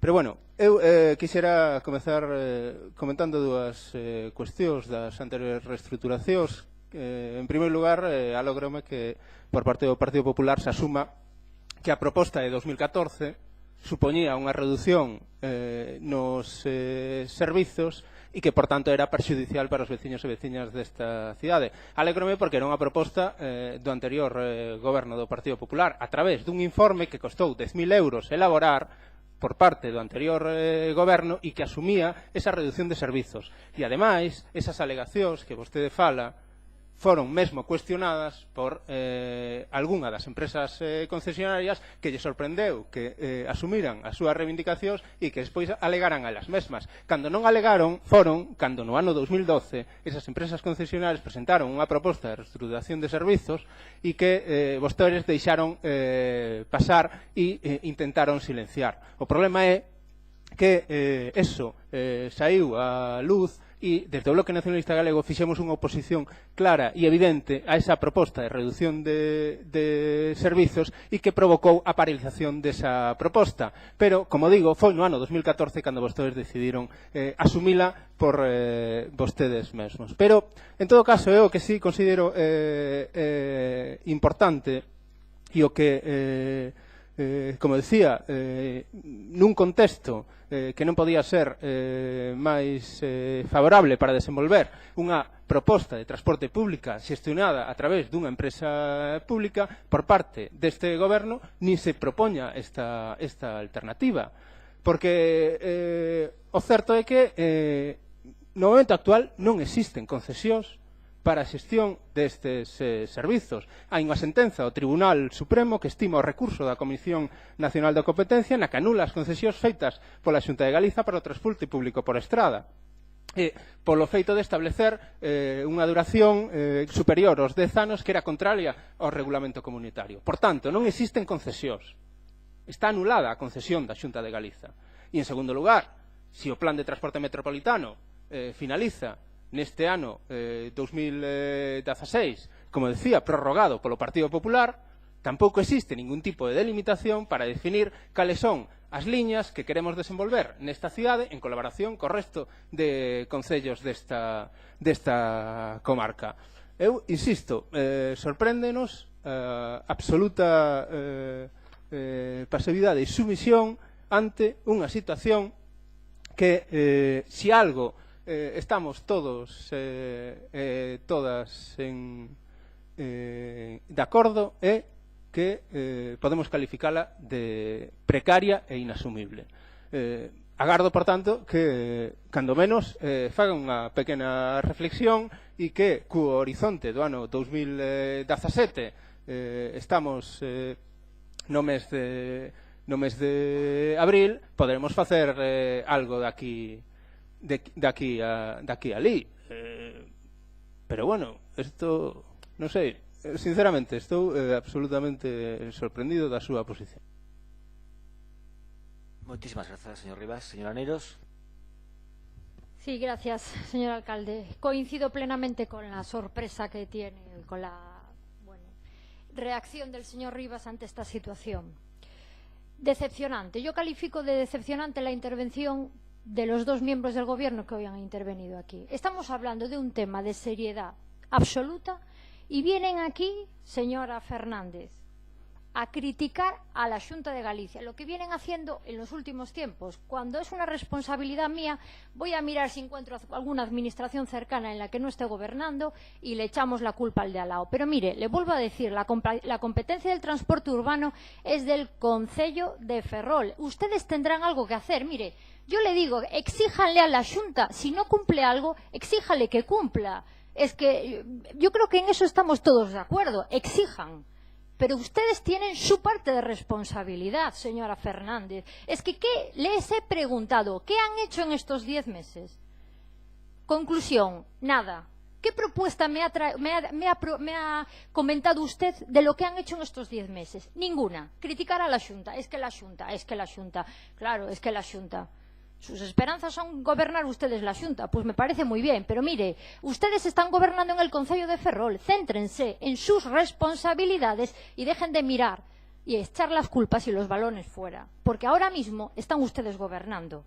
Y señor Montes, yo entiendo que usted aproveche pues el despliegue mediático que hay hoy aquí para venir aquí a vender su concejalía y lo que usted hace desde su concejalía y lo que va a hacer. Sí, me parece perfecto, sus asambleas de barrio y demás, que por cierto no ha convocado ninguna. Pero es que me da igual. Es que me parece muy bien que escuchen a los ciudadanos, a ver si van empezando a hacerlo. Me parece muy bien que lo hagan. Pero también le digo, las necesidades en el transporte público son conocidas. Y estamos hablando de cuestiones que ustedes, cuando estaban gobernando, cuando estaban en la oposición y nosotros gobernando, exigían al gobierno municipal, al alcalde de Ferrol. Hoy se sienta un miembro de su partido. Exíjanse ustedes mismos hacer algo que es su obligación. Es que no puede ser que cuando uno está en la oposición le exija al gobierno municipal y cuando empiece a gobernar, y señora Sestallo, también le digo que el Partido Socialista también lo hacía, cuando empiezan a gobernar, entonces vamos a buscar a otros culpables. Si la Xunta tiene alguna responsabilidad que no cumple, que la cumpla. Y se lo exigen ustedes también, que están gobernando. Pero asuman sus responsabilidades, porque ya también va siendo hora de que empiecen a hacer algo. Y el tema de transporte público, por supuesto. Y la reestructuración, señor Rivas, insisto en que fue paralizado ese sistema. Claro que se perdieron paradas. Por supuesto que se perdieron paradas. Y por supuesto que a lo mejor no se pudo negociar y llegar a un acuerdo suficientemente, bueno, desde un punto de vista económico, para poder mantener alguna de ellas. Porque usted sabe, y así se explicó en este pleno, que concretamente la de Ferrol-Bello no estaba incluida en el título concesional y por tanto no era exigible a la empresa. Pero es que yo les vuelvo a decir, es que ahora mismo están gobernando ustedes y los que exigían al gobierno municipal no es admisible que ahora le echen la culpa a otra administración. Así que, por tanto, les pido que se pongan las pilas, que se pongan a trabajar y lo que pedimos es propuestas concretas de lo que van a hacer. Yo solo les recuerdo una cosa. Ustedes firmaron un acuerdo programático y no se lo voy a transcribir aquí. Pero han hecho muchas promesas en materia de transporte público. No sé cómo las han hecho. ¿Qué han engañado a los vecinos cuando ahora vienen aquí a decir que es un problema de la Xunta? ¿Cómo son capaces de prometer cuestiones en campaña electoral y ahora venir aquí a decir esto no es un problema nuestro? Un poco de seriedad. Moitas grazas, señora Neiros. Bueno, eu non solo intervir nos plenos no papel de moderador, só quero, como feito objetivo, recordarle que a finais de febreiro no Concello de Moeche, por iniciativa da nosa compañera de traballo, alcaldesa do BNG de Moeche, pois houve unha reunión de todos os conxuntos de alcaldes das comarcas de Ferrolterra, Ortegal, Viveiro e Vicedo, solicitando unha xuntanza coa conselleira de Medio Ambiente, Territorio e Infraestructuras, Etel Vázquez, esa que comparten siglas coa conselleira, pois agradecería que teña ben a recibir a estas humildes 4 comarcas que un mes despois pois ainda non temos resposta da conselleira e, bueno, creo que ten algo que decir en torno ao transporte urbano, interurbano e ferroviario. Moitas gracias. Señora Fernández Lemos. Nada, simplemente decir que as achegas ao transporte dos últimos anos do Partido Popular e que estaban previstas no convenio que hai firmado coa Xunta de Galicia ascendían no ano 2015 a 700.000 euros e no ano 2014 a 600.000 e no ano 2013 a 500.000, pero que o Concello só aportou 250.000 euros todos esos anos ao transporte metropolitano, co cual non potenciaron tampouco as achegas e, por lo tanto, a mellora do servizo a esta cidade. Moitas grazas, señora Fernández Lemos. Señor Montes. Estou moi satisfeito da posición do BNG de querer escoitar os veciños e as veciñas, o cal facilita moitas cuestións para as seguintes mocións que nos quedan. Que espero manteñan esa posición tamén de querer escoitar os veciños e as veciñas en outras cuestións. Eu simplemente o que quero decir é saber a responsabilidade dos feitos. Non pode ter unha caducidade de 9 meses. De repente, as cuestións que pasan na cidade ou as cousas que están sin facer ou as cousas que están mal non poden ser traspasadas automáticamente en 9 meses ao goberno actual.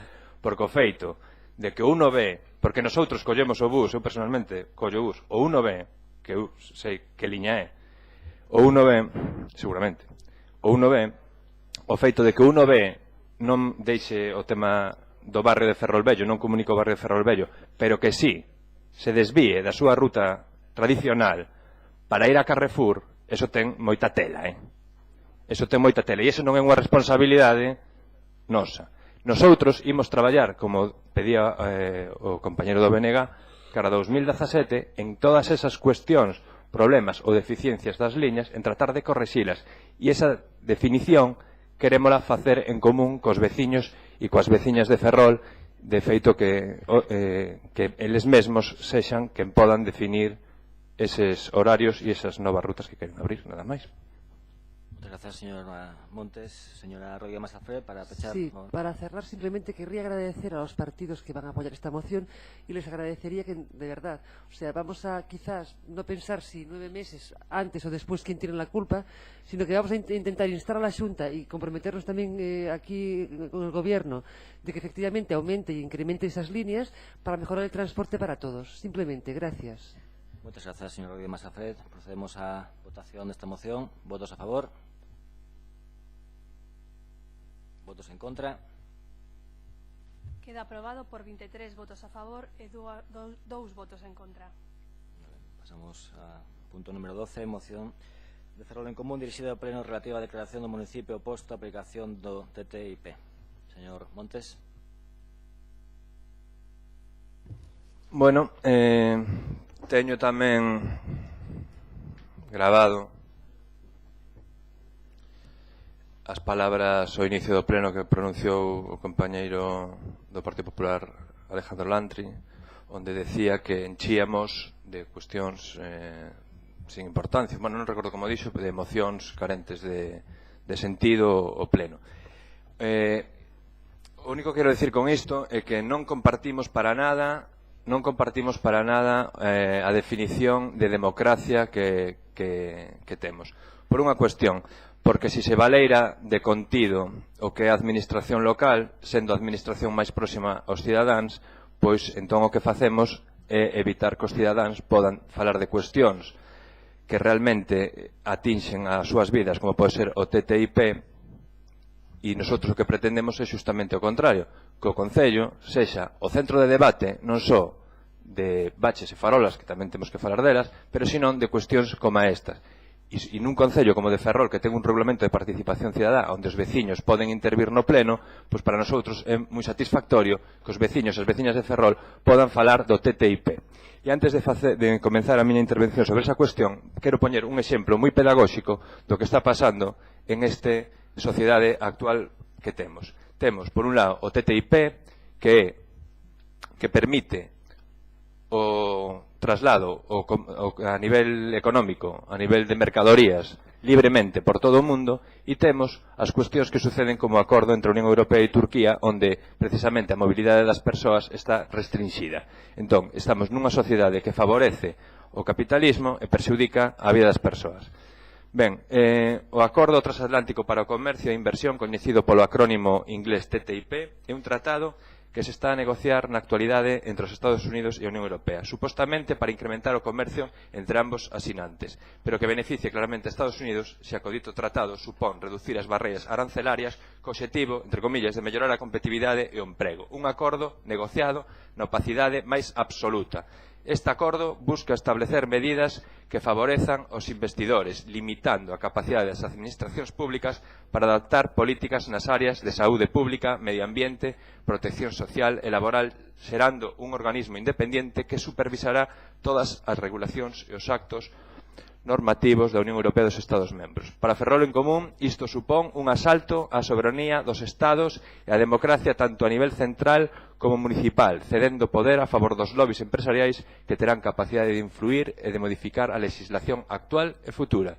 Dende Ferrol en Común, entendemos que o TTIP xera un marco de inseguridade xurídica e desprotección dos cidadáns fronte aos grandes complexos empresariais, xa que pon o acento na necesidade de armonizar os marcos regulatorios da Unión Europea e dos Estados Unidos de maneira que se elimine todo atranco aos negocios. A supresión das barreiras arancelarias pode supoñer efectos negativos para algúns sectores como a agricultura ou mesmo a supresión de certas barreiras á explotación, comercialización e extensión dos OMG cunha regulación máis laxa nos Estados Unidos. Se ademais se fixese baixo unha converxencia regulatoria a baixa en termos de normativa sanitaria, ambiental ou das denominacións de orixe, e se por riba se puidese denunciar as institucións públicas que regulen fronte ao seu dereito a acceder aos mercados, isto tería unhas consecuencias moi negativas, non só para as pequenas economías, para os pequenos produtores ou tamén para certas empresas e produtos actualmente consolidados, por exemplo, no ámbito dos produtos ecolóxicos.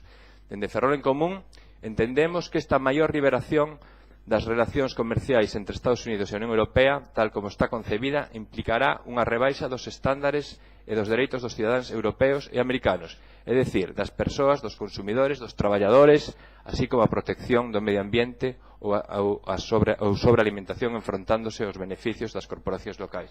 Entendemos que a aprobación do TTIP altera as reglas de xogo democrático, permite en Europa unha ofensiva total do neoliberalismo conservador, xa que restrinxe a democracia e a autonomía local, suprime as competencias dos servicios públicos locais e abre a porta á privatización dos servicios públicos que pasan a ser xestionados por grandes corporacións transnacionais perante os cidadáns que estarían desprotegidos. Dicir que esta moción é unha moción tipo que é redactada por ATAC Galicia, que nosotros simplemente trasladamos ao Concello de Ferrol ao pleno para o seu debate. Moitas grazas. Moitas grazas, señor Montes. Señora Rodríguez Mazafé. Sí. Vamos a ver, desde el Grupo Municipal de Ciudadanos consideramos que no nos podemos oponer a un tratado que todavía se está negociando. No porque lo vayamos a ver ni bien ni mal, sino porque todavía desconocemos los términos del mismo. La Unión Europea lleva negociando desde julio de 2013 este tratado. Y en él, este tratado supondría crear la mayor zona libre de comercio del mundo. Sin embargo, las negociaciones han ido muy lentas. Es cierto que se hablaba de concluirlas en el 2015 y, sin embargo, se habla ahora de acabarlas en el 2017. Una vez finalizadas las conversaciones y hecho público el acuerdo, sí nos podremos posicionar sobre el TTIP, pero no podemos posicionarnos ahora porque siendo especulaciones, simplemente expectativas de algún acuerdo que se está negociando, como digo. Es cierto que la defensora del pueblo europeo ha criticado la falta de debate y opacidad en algunas cuestiones, porque son cuestiones en las que se van a regular muy importantes, como las barreras tarifarias, las reglas de acceso a mercados, el arbitraje en las resoluciones de conflictos, en fin, son temas delicados.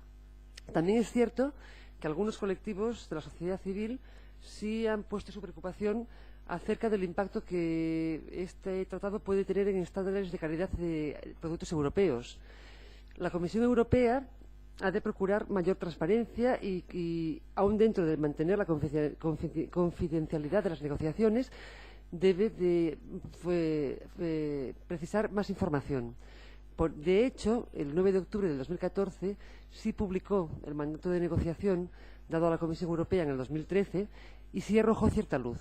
Entonces, estamos esperando de todas maneras que la Comisión Europea pueda seguir ampliando y reforzando mecanismos de participación activa de los ciudadanos y, en todo caso, sí vamos a subrayar y a decir muy claramente que Ciudadanos no va a anteponer, va a anteponer la defensa de los intereses de la ciudadanía europea frente a las grandes corporaciones. Y por eso, en ese sentido, sí vamos a decir que estaríamos en contra de la cláusula ISDS, que supondría, y entendemos que no debe estar incluida en ese tratado.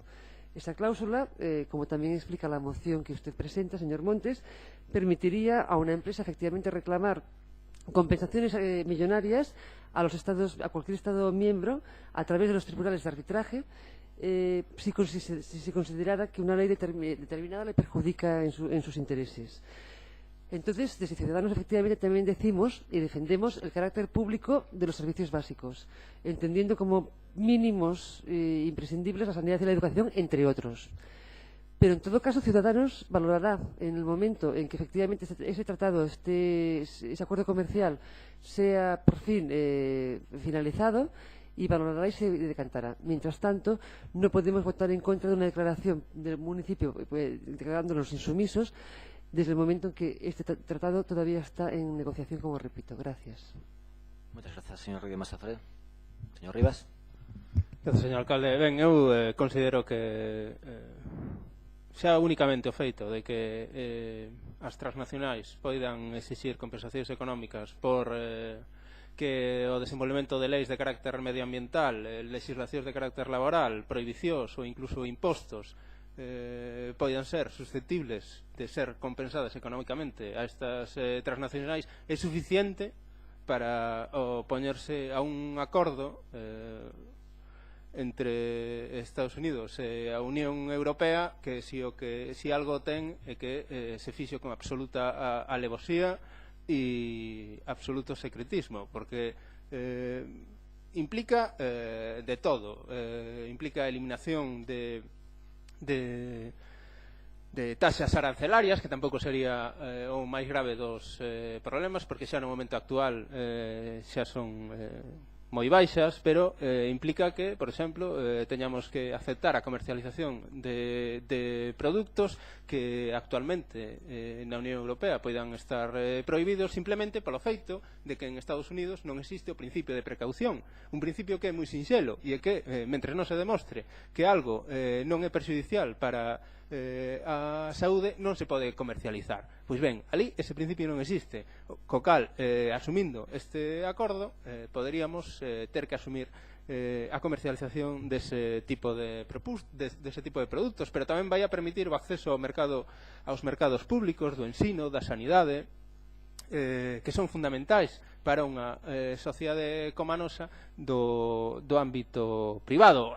Insiste no que neste proceso que levamos soportando xa case unha década, que o afundamento no proceso de liberalización do sistema financiero, xustamente o contrario que tiña que ter acontecido despois do que xa temos pasado. Pois ben, a solución a todo isto que levamos sufrindo nos últimos anos é máis do mesmo, e supón incluso que unha corporación poida recurrir a tribunais de arbitraxe que non teñen ningún tipo de vinculación a un Estado ou ningunha nación soberana que representa os dereitos mellor ou peor dun determinado pobo, e que sexa a través dun tribunal de arbitraxe que estará conformado por abogados e abogadas vinculadas a esas mesmas corporacións, que tome a decisión sobre quen ten a razón. Estamos chegando ao punto de que asumamos cuestións como a que pode acontecer e a que está a acontecer agora mesmo co conflito que existe entre Ecuador e unha das grandes corporacións petrolíferas que existe no mundo, como é Texaco. Texaco foi condenada polos tribunais de Ecuador a indemnizar polo feito de convertir os bosques de Ecuador nunha especie de deserto despois dunha explotación de décadas dos recursos petrolíferos dese territorio, e un tribunal dos Estados Unidos decide que o tribunal de Ecuador, que condena a esa corporación a indemnizar aos ecuatorianos e ecuatorianas, non ten competencia para poder facelo. Isto é absolutamente contrario a calquer principio de xustiza e de equidade nas relacións que poidamos establecer, xa non entre os povos, sino entre entidades de carácter exclusivamente de carácter privado e que teñen únicamente como fins obxectivos lucrativos. Eu penso que non fai falla ter un coñecemento excesivamente profundo do que implica este tratado, nin ter o tratado escrito para poder saber o que implica, e ademais non nos saberemos nunca porque, como xa sabemos todos e todas, as negociacións para desenvolver este tratado foron absolutamente secretas, algo que se cadra deberían bueno, non vou decir. Pode dicilo, señor Rivas, se le apetece. Señor Neiros. Sí, muchas gracias. Las negociaciones de un tratado que no existe, para empezar. Es que, claro, estamos hablando de meras negociaciones. Es que no hay tratado, no hay ningún tratado aprobado. Y la verdad es que quisiera empezar, como empezó el señor Montes, no entiendo por qué a usted le ofende, señor Montes, que le digamos que traen hoy un pleno vacío de contenido. Es que no lo entiendo, es lo que se le ha dicho. Es que yo si quiere le digo, es que son 5 escasas propuestas las que traen en el orden del día de este pleno, fuera de las mociones. y entre ellas un reconocimiento extrajudicial de un asunto que lleva meses coleando, una rectificación de errores, que evidentemente todos cometemos errores hasta este gobierno, y dos propuestas que son iguales, copiar y pegar, que el año pasado. Entonces, claro, si usted me dice que este es un pleno lleno, creo que nos está engañando a todos. Este es un pleno vacío, completamente vacío. Desde el mes pasado no han hecho absolutamente nada, y prueba de ello es el contenido de este pruebo, que, por cierto, uno de los puntos que mencioné es además una propuesta que ya tenían elaborada hasta el mes pasado. Dicho lo cual, pues vamos al tema importante del día, que es la negociación de un tratado entre Estados Unidos y la Unión Europea. Esta es la cuestión. Yo la verdad es que me pregunto si la mayor parte de los vecinos que nos están escuchando hoy se habrán enterado y no estarán diciendo de qué estarán hablando estos concejales. Desde luego del tema de Ferrol no es. Pero bueno, en fin. Miren, me traen una moción que... Claro, es que cuando un gobierno no es capaz de gestionar su propio concello, tener que dar explicaciones o tener que pedir explicaciones o indicar lo que tienen que hacer las instituciones europeas, pues la verdad es que me parece cuanto menos un poco atrevido. De todas formas, yo como mera valoración, porque creo que desde mi humilde puesto, cargo de concejala, claro, no tengo especiales conocimientos sobre este tipo de materias, me gusta más hablar de los temas que le interesan a nuestros vecinos, de los que les preocupan, de sus problemas, sobre todo cuando vengo a un pleno. Decía que, bueno, ese acuerdo transatlántico, que insisto, son meras negociaciones, hablan ustedes de una forma casi apocalíptica, que es el más claro ejemplo del neoliberalismo más radical, defensor de las grandes empresas, que va a liquidar los servicios públicos. Mire, el objetivo fundamental de este tratado o de este acuerdo que se está negociando es activar la economía y generar empleo. Y yo, sinceramente, creo que la generación de empleo es un asunto que a todos nos tiene que importar, también en este concello, por supuesto. Hablan de que se está hablando de rebaja de normas comunitarias en materia de consumo, de medio ambiente, de protección de la salud. Mire, estas normativas no son negociables, sino todo lo contrario. No estamos hablando de un tratado que pretenda negociar estas cuestiones. Mire, estamos hablando de eliminar aranceles, y que efectivamente todavía hay aranceles elevados en algunos sectores, y suprimir normativa que resulta innecesaria. Es eso, y suprimir también barreras burocráticas que puedan perjudicar pues el comercio y las relaciones entre Estados Unidos y la Unión Europea, con un objetivo de generar, insisto, empleo y oportunidades. Desde luego, yo creo que son los parlamentarios que hay allá en Bruselas los que tienen que encargarse de velar por este tipo de negociaciones, que conocerán en profundidad estos asuntos y serán ellos los responsables. Y yo, para terminar, la verdad es que no vamos a apoyar esta moción, pero ya no solamente porque no estamos de acuerdo con sus propuestas, pero es que una de las cuestiones que ustedes pretenden es declarar a nuestra ciudad como insumisa. Y lo dice un grupo que está gobernando la ciudad. Pues la verdad, yo creo que es muy desafortunado este tema, señor Montes. Aprobar una insumisión es, desde luego, en una administración, desde luego, a mí lo de saltar las leyes no va conmigo ni va con este partido. Nosotros creemos en el diálogo, creemos en los consensos y creemos en las normas democráticas, y, por supuesto, en un Estado de Derecho debería ser así. Ustedes prefieren insumisiones, prefieren sectarismos, prefieren activismos y, claro, así nos luce el pelo.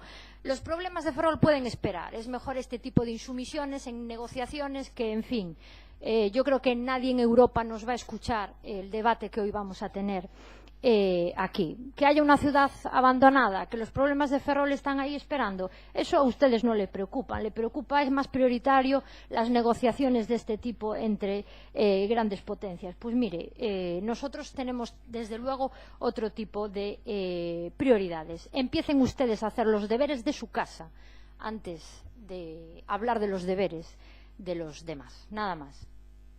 Muchas gracias, señora Neiros. Señora Sestallo. Sí, gracias.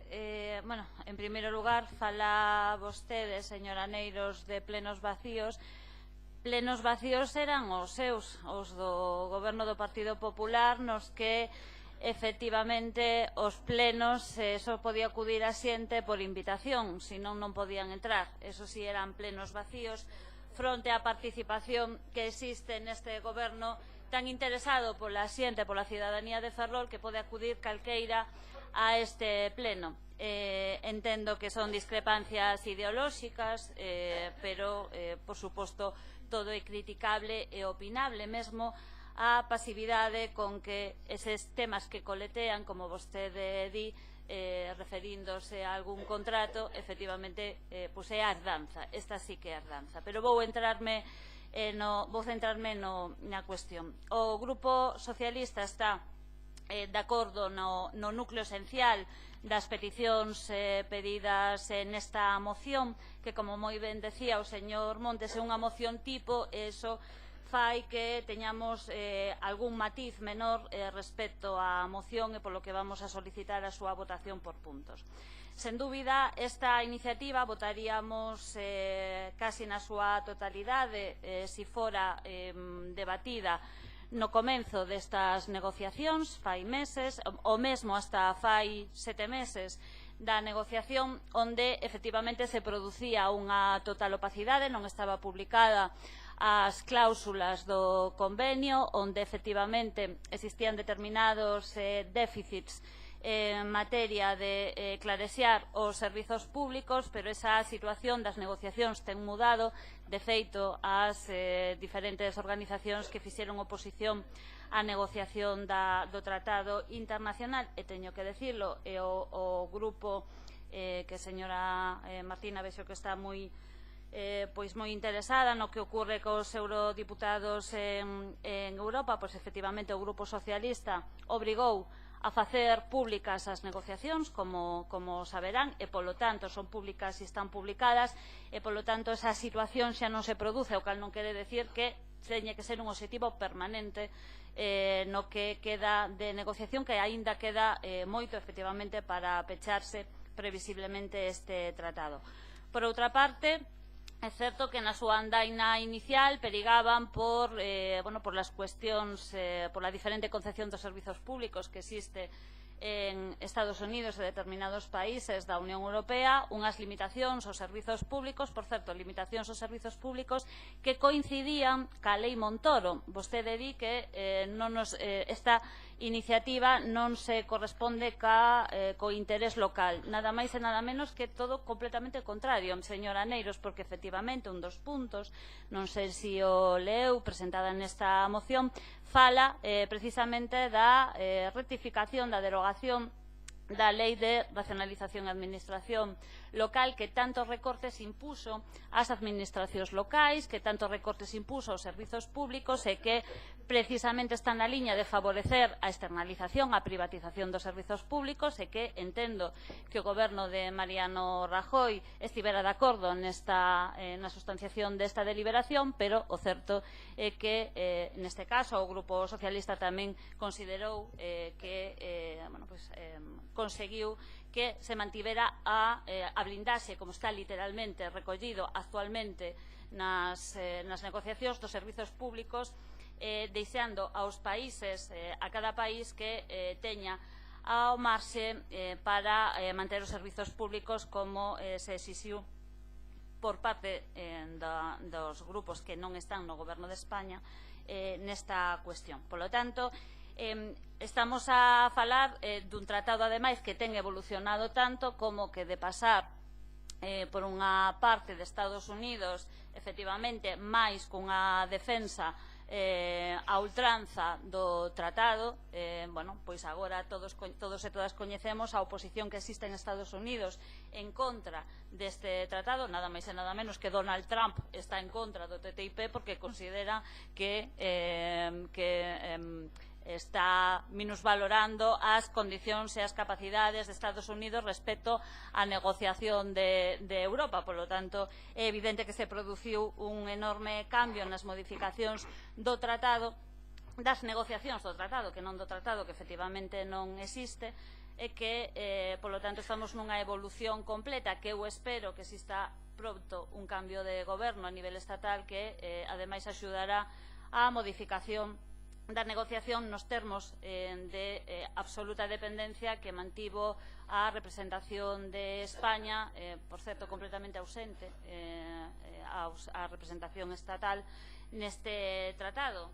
Pudimos ver como representantes do goberno e dos asuntos exteriores do goberno español non sabían e non coñecía os términos das negociacións do tratado unha vez incluso publicadas, o cal era, deixaba a vergonza dun goberno como sempre ausente. Por lo tanto, dende o Grupo Socialista consideramos que, insistimos, os obxectivos fundamentais que se están recollidos nesta moción son apoiados. Dende logo defendemos que se continúe a transparencia que está publicada e que se avance máis, que se continúe na blindaxe dos servizos públicos e que o Tratado Internacional respecto ao que fai no momento actual das tratadas das limitacións arancelarias non beneficia precisamente neste momento as grandes empresas. Moitas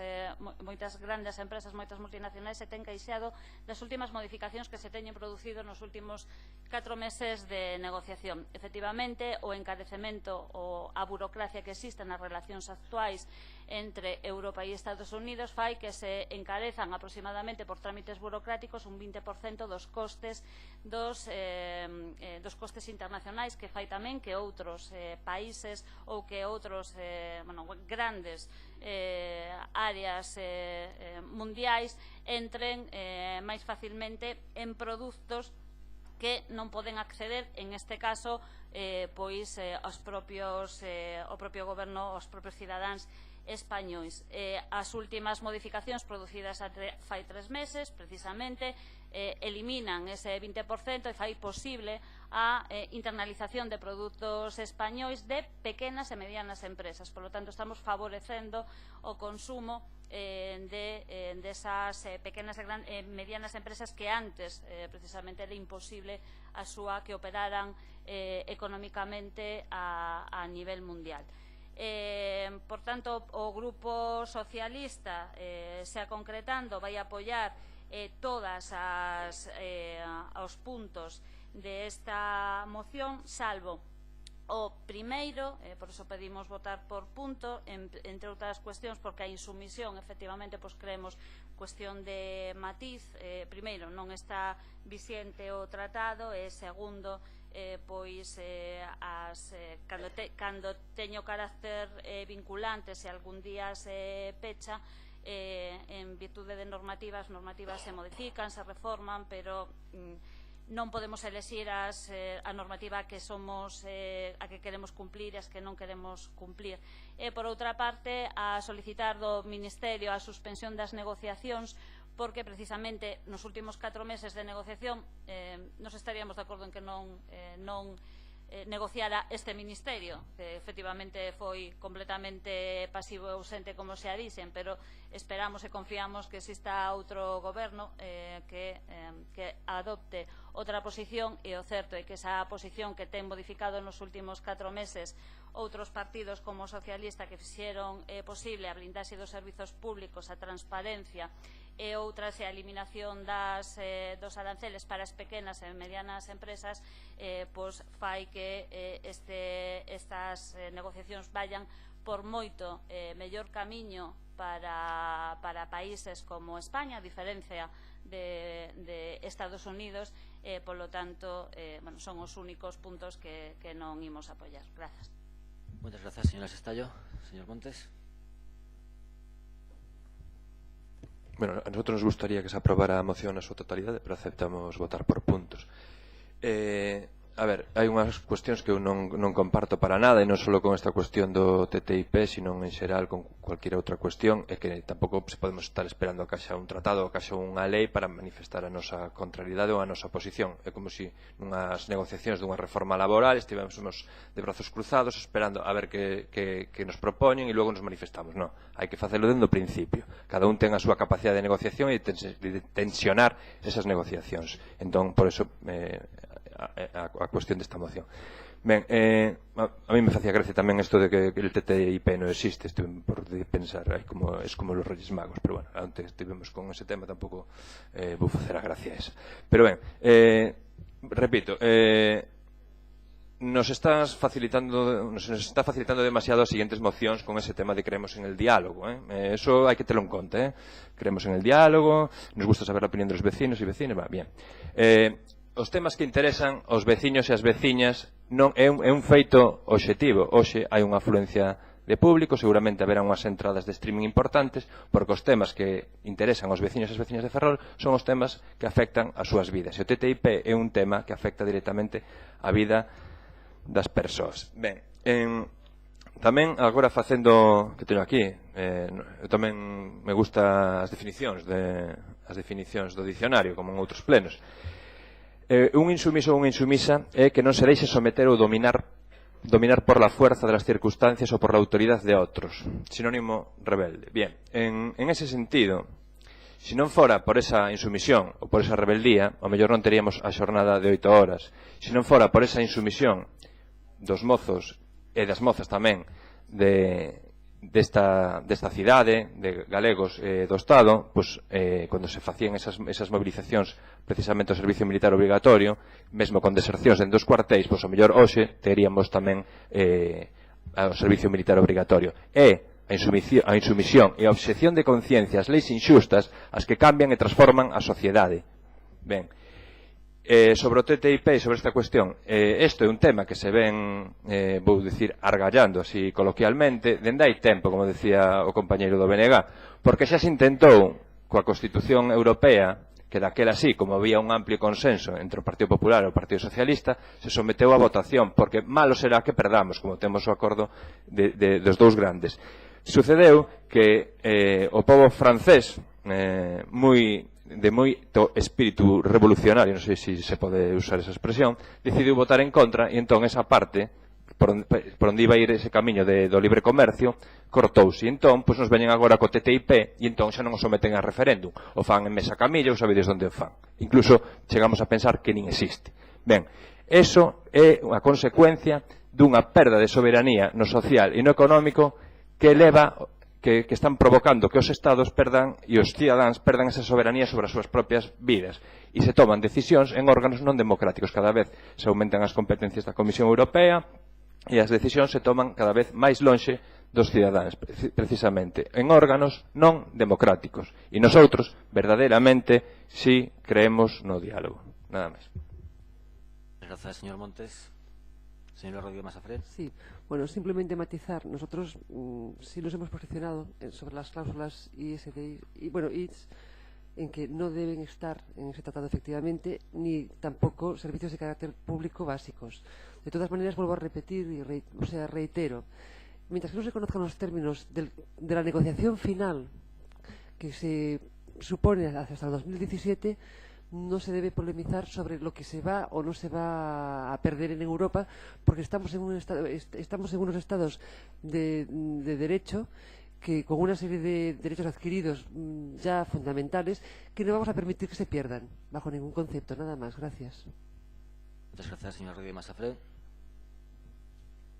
Señora Neiros. Sí, muy brevemente, y también desde la humildad yo le digo a este gobierno ausente, no a otros gobiernos ausentes, a este gobierno ausente, que nosotros no aceptamos insumisiones y que nosotros dejamos que sean los eurodiputados, nuestros representantes en el Parlamento de Europa, los que guíen y los que controlen estas negociaciones. Yo me quedo aquí en el Concello de Ferrol y preocupada por los problemas de Ferrol y de sus vecinos. Moitas grazas, señora Neiros. Señora Sestallo, señor Montes. Ben, pues sometemos a votación esta moción por puntos. A petición do Partido Socialista, aceptada por Ferrol en Común. Punto número 1, votos a favor. Votos en contra. Non hai abstencións. Punto número 2, votos a favor. Quedaría rexeitada, ¿no? Por 17 votos en contra e 8 votos a favor. Punto número 2, votos a favor. Votos en contra. Quedaría aprobada por 13 votos a favor e 12 votos en contra. Punto número 3, votos a favor. Votos en contra. Quedaría abstención. Vale. Abstención. Vale.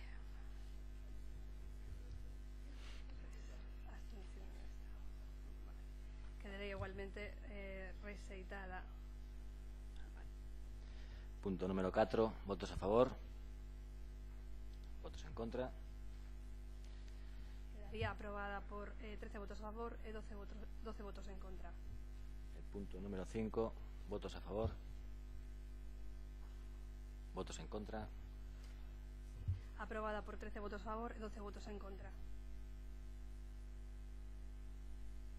Ben, pasamos ao tratamento conxunto das mocións 13 e 14 relacionadas co apoio ás persoas migrantes e refuxiadas en relación ao acordo suscrito pola Unión Europea con Turquía. Sí. Señora Sestallo. Sí, grazas. Bueno, efectivamente, estas dúas mocións teñen que ver de forma conxunta cos diferentes postulados do rexeitamento a un acordo o pasado 18 de marzo entre os xefes de Estado e o Goberno da Unión Europea respecto a un programa que se está xa a chamar como de deportación exterminación de dereitos por as diferentes organizacións, as ONGs, e non só aos ONGs, non só os sindicatos, non só diferentes partidos políticos, sino nada máis e nada menos que polo Alto Comisionado das Nacións Unidas, así como para a Ciencia de Refugiados das Nacións Unidas, ACNUR. Nesta veíamos de forma sorprendente como ao longo de moitos meses dende a crisis siria, por certo, que ten a súa orixe esta polémica sobre os refuxiados, lamentablemente só polo dramático problema sirio. Existen millóns de persoas refuxiadas con orixens en diferentes países en conflito que non despertaron tanto interese. Ás veces unha foto pois sirve para revolver as conciencias que non revolvemos cando as cuestións están ocultas, pero o certo é que en todo caso se destapaba unha enorme vulneración dos dereitos humanos e dos tratados internacionais, dende a Declaración Universal de Dereitos Humanos, Declaración de Dereitos Civiles e Políticos, etcétera, etcétera.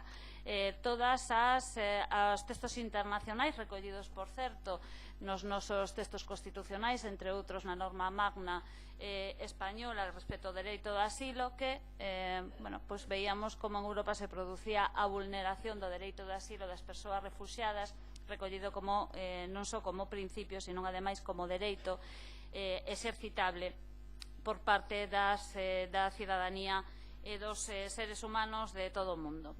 Ante o drama de mortes, ante o drama do terror, ante o drama de deportación, ante o drama de colocar as persoas nunha situación de perigo para a súa vida, de recorte absoluto da súa liberdade, de ubicación en condicións de vida indigna ou de vulneración dos dereitos da infancia de forma masiva, pois se ten producido o que parecía aínda máis imposible, como é a chegada deste acordo entre do Goberno da Unión Europea respecto á deportación masiva e ao acordo chegado con Turquía.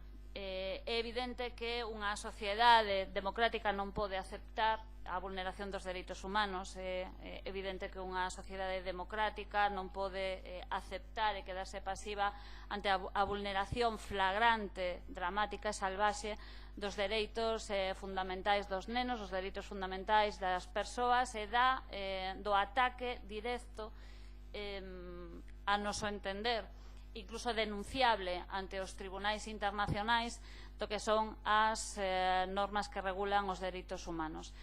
é fundamental unha mobilización masiva para paralizar o que eran principios esenciales despois da Segunda Guerra Mundial. Había acordos sobre determinados límites que non se poderían nunca máis superar para non ver de novo o horror. Pois se superou con creces. As costas estamos vendo como as costas siguen a haber a perda de vidas humanas que, por certo, xa non se contan durante todos os días. Estamos a ver como se intenta excusar a limitación dos dereitos humanos baseados nunhas tramas ás veces favorecidas polas mesmas persoas que restrinxen os dereitos humanos. Estamos a ver como se premian incluso determinadas conductas de tramas de mercado de seres humanos precisamente polas mesmas persoas que favorecen a situación de terror. É evidente que ningún Estado, ningunha administración, ningunha institución pode permanecer pasiva á destrucción das vidas humanas, a unha especie de xenocidio. Non podemos ficar quietos nin calados ante a vulneración de todos esos tratados internacionales recollidos incluso, insisto, no propio marco constitucional vixente que todas e todos os membros desta corporación prometimos cando tomamos posesión. Estamos ante o horror e ante as manifestacións máis brutais de ataque contra os dereitos humanos, o brutal ataque sin escrúpulos ante as vidas e ante as condicións de presente e futuro de moita do desenvolvemento de seres humanos. Creo que estaremos todas e todos, ou espero, todas e todos de acordo no rexeitamento dese acordo, na exigencia do cumplimento da normativa internacional vixente. Todos os tratados, sin excepción, que regulan tanto no eido, no seno das Nacións Unidas, como no seno da Unión Europea, que regulan os dereitos humanos, todos sin excepción recollen quedarían vulnerados por las conductas amparadas por este acordo. Polo tanto, creo que a humanidade, a responsabilidade, o noso deber nos obriga a repulsa respecto deste acordo e a devolver a dignidade non só ás persoas que están sendo víctimas da morte ou por acción do homicidio, por acción ou por omisión, non só da privación dos dereitos da saúde, de privación dos dereitos á indemnidade sexual, da privación dos dereitos ao ataques moral, senón que ademais pola propia supervivencia de todos nós como sociedade democrática, para que sigamos tendo vergonza, sigamos tendo escrúpulos cando calqueira de nós, nazca donde nazca, viva donde viva, se produza o terror onde se produza, ese o refuxiado ou refuxiada donde seña, pois que non nos sea alleo. Por lo tanto, espero que esta moción, así como a que se debate conxuntamente, señan aprobadas por unanimidade. Nada máis e moitas grazas. Grazas. Señora Sestallo.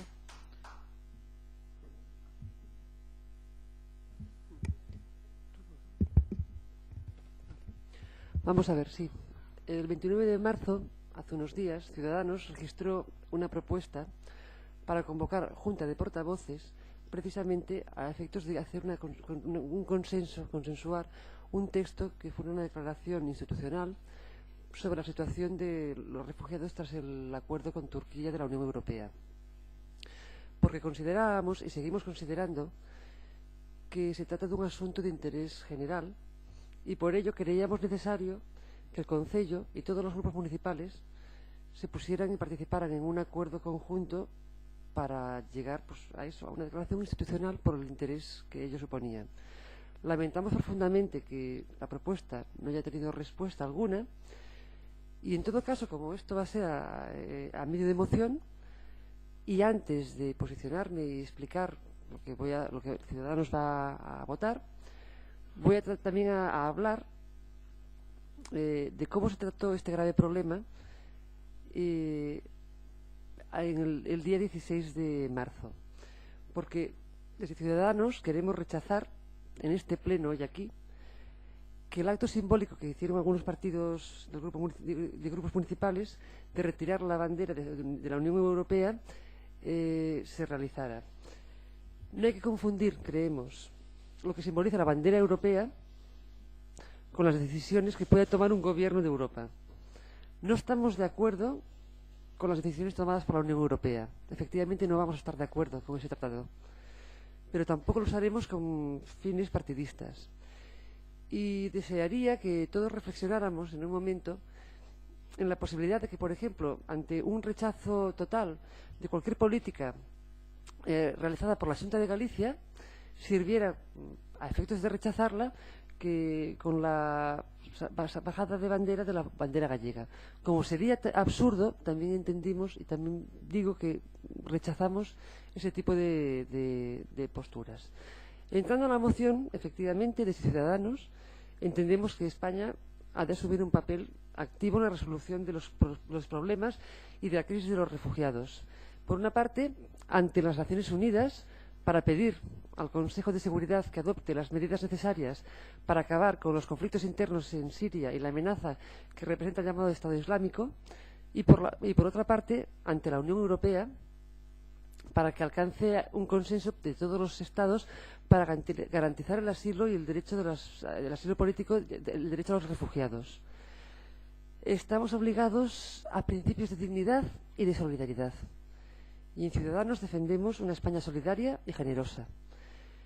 Por eso creemos que hay que reforzar las capacidades e instrumentos que doten a la Unión Europea para una auténtica política de inmigración y de asilo. También creemos que el artículo 78 del Tratado de la Unión Europea tiene que reformarse para que permita al Consejo tomar y desarrollar propuestas urgentes y medidas urgentes en estos casos, como así no ha ocurrido, y salvamento, reasentamiento de refugiados y establecer vigilancia de fronteras. También creemos que hay que establecer mecanismos para desincentivar el uso de otras vías controladas por organizaciones criminales y también contribuir de forma activa y efectiva a que la resolución del conflicto en Siria e Irak y al retorno de toda esta gente a largo plazo pueda realizarse y puedan estar seguros en sus países. En todo caso, vamos a apoyar la moción y ya digo, es una lástima que no se haya podido llegar a un consenso de relación institucional, que sería lo deseable. Gracias. Gracias, señora Rodríguez Masafret. Señor Rivas.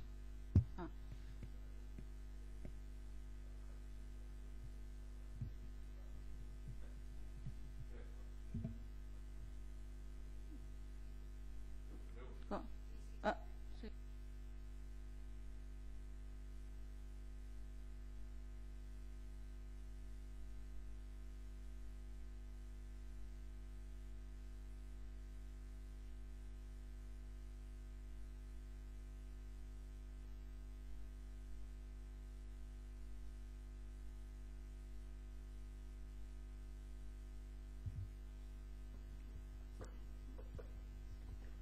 Bueno, a presentación da moción e o propio texto e a propia exposición de motivos creo que é suficientemente clarificadora.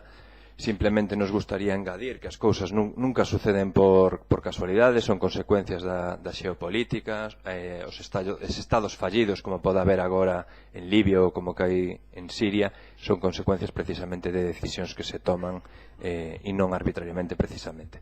Como a exposición de motivos e a moción é bastante clara, a min gustaríame simplemente dar lectura a un texto de Boaventura de Sousa Santos que, bueno, non tedes que disculpar porque está traducido do portugués, que é a súa lingua original o castelán, entón eu tampouco tiven tempo a pasalo ao galego, vou non facer en castelán, pero por unha cuestión non de insumisión, como moitas veces se fai aquí coa ordenanza de normalización lingüística. Paso a dar lectura, que di que hay gente demasiado pequeña para ser humana. Tal vez siempre haya sido así, pero desde que la modernidad occidental se expandió por el mundo gracias al colonialismo y al capitalismo, la contradicción entre la igual dignidad de todos los seres humanos y el trato inhumano dado a algunos grupos sociales tomó la forma de fractura abismal. una fractura por la que corrió mucha sangre y se destiló mucha hipocresía. Las zonas de subhumanidad fueron teniendo varias poblaciones, salvajes, indígenas, mujeres, esclavos, negros, pero nunca fueron clausuradas. Por el contrario, se renovaron con nuevas poblaciones que ahora sustituyen a las antiguas. La zona más reciente es la de los inmigrantes documentados. Por eso, la sangre derramada en el Mediterráneo viene de muy lejos, tanto en el tiempo como en el espacio, y no es casualidad que hoy se vierta tanto en el extremo norte como en el extremo sur de dicho continente, o mesmo, ven decir tamén para as zonas de Oriente Medio. Las zonas de subhumanidad son zonas de no ser, donde quien no es verdaderamente humano no puede reclamar ser tratado como tal, es decir, ser sujeto a derechos humanos. A lo sumo, es objeto de discursos de derechos humanos por parte de las personas que viven en zonas de la humanidad. A estos no les pasa por la cabeza que las zonas donde viven no serían lo que son si no existiesen las zonas donde los otros subviven, y de que las que quieren salir desesperadamente movidos por la escandalosa aspiración a una vida digna. Y no les pasa por la cabeza porque la historia no les pesa, por el contrario, les confirma que solo los emprendedores victoriosos, individuales y colectivos, pasados y presentes, merecen la humanidad de la que disfrutan. La filantropía les hace bien, pero no tienen deudas que saldar con nadie. Solo que no hay historia de vencedores sin historia de vencidos, y estos a menudo no perdieron por ser humanamente menos dignos, sino solo por no saber o poder defenderse de las atrocidades y saqueos a los que fueron sometidos. En la sangre que corre por los extremos de África y Asia, el colonialismo europeo no terminó con la independencia de muchos de los países de los que huyen los emigrantes y refugiados. Continuó con la forma de controles militares y económicos, de fomento de las rivalidades de grupos étnicos para garantizar el acceso a las materias primas o para asegurar las posiciones en la Guerra Fría. Muchos de los estados fallidos fueron activamente producidos como fallidos por os poderes occidentales. Só é unha reflexión, aparte de, ou como digo, do contido da moción, onde as cuestións que suceden no mundo, as crises dos refuxiados, non suceden por casualidade, suceden porque existen uns pactos, como que viñamos denunciando antes, de grandes intereses económicos e onde os países occidentais, coa súa maquinaria militar, participan e favorecen a esas potencias económicas. Certo é que nosotros manifestamos a nosa posición respecto en contra do Tratado da Unión Europea e Turquía, e o feito de simbolizalo e de que a xente entenda o que está sucedendo é precisamente ese feito visual de baixar a bandeira da Unión Europea, unha bandeira que ni siquiera legalmente ten por que estar pendurada dentro do Concello, pero todo Ferrol e toda Galicia e todo o Estado español e nos sitios onde así se fixo ese xesto, puido entender por que se facía e que estaba pasando. Sin ese xesto, moitas veces, sin o visual, non podemos comprender a realidade, nada máis. Moitas grazas, señor Montes. Señor Rivas, perdón. Grazas, señor alcalde. Ben, eu, en primeiro lugar, quería lembrarlle ao señor Montes que o concelleiro de normalización lingüística deste concello. En segundo lugar, decirlle que no pleno pasado aprobou vostede unha proposta para recoñecer o traballo feito por Carballo Calero, e en terceiro lugar decirlle que creo que todos e todas as que estamos aquí teríamos capacidade para comprender un texto en portugués. Eu, entrando xa no tema de debate, únicamente decir dúas cousas. En primeiro lugar, que a Unión Europea alguén a definiu como un OVNI, obxecto político non identificado, o que si é un construto económico. E, por tanto, é obvio que non é comparable unha realidade como a galega como cun construto feito exclusivamente con carácter e con obxectivos económicos. Pero penso que o que sí que non está de máis é lembrar que o acordo con Turquía supón a defensa das fronteiras dos Estados membros desa Unión Europea por encima dos dereitos das persoas, e que ese acordo o que permite e compromete a Turquía é actuar para evitar estes procesos migratorios a cambio de facilitarlle o seu acceso á Unión Europea, que o ten actualmente vetado, e a súa inclusión no espazo Schengen. Ademais disto, creo que tampouco está de máis lembrar que os sirios e as sirias desde o ano 2011 están a sufrir unha destrucción absoluta do que é o seu país e das súas vidas. E non creo que ninguén, nin eles, nin nós, se vayan dos seus lugares de nacemento, de convivencia e de vida cotiá por iniciativa propia, sino polo feito de que están imbuídos nunha guerra absolutamente despiadada, polo feito únicamente de que Siria é unha zona estratégica para o transporte de recursos enerxéticos. E o que agora acontece en Siria aconteceu en outros lugares de Oriente Medio, un Oriente Medio que Europa no seu momento decidiu dividir e trocealo ao seu mellor entender, co fin de aproveitar os recursos económicos que ali existe un deseño que se fixo sin ter en conta a esa poboación e que supón que, como decía, desde ese ano 2011 estemos a falar de máis de 280.000 sirios mortos, de máis de 1,5 millón de feridos e de 8 millóns de desplazados. Eu penso que o mínimo que podemos facer non ser hipócritas con nós mesmos e asumir que non podemos seguir comportándonos, falo en plural, pero eu creo que nin a sociedade nin a xente ten ningún tipo de responsabilidade respecto destas decisións que son absolutamente despiadadas, e cando menos recoñecer que non podemos seguir tratando as persoas como mercadoría. Moitas gracias. Muchas gracias, señor Rivas. Señora Martínez Beceiro. Muchas gracias, señor alcalde.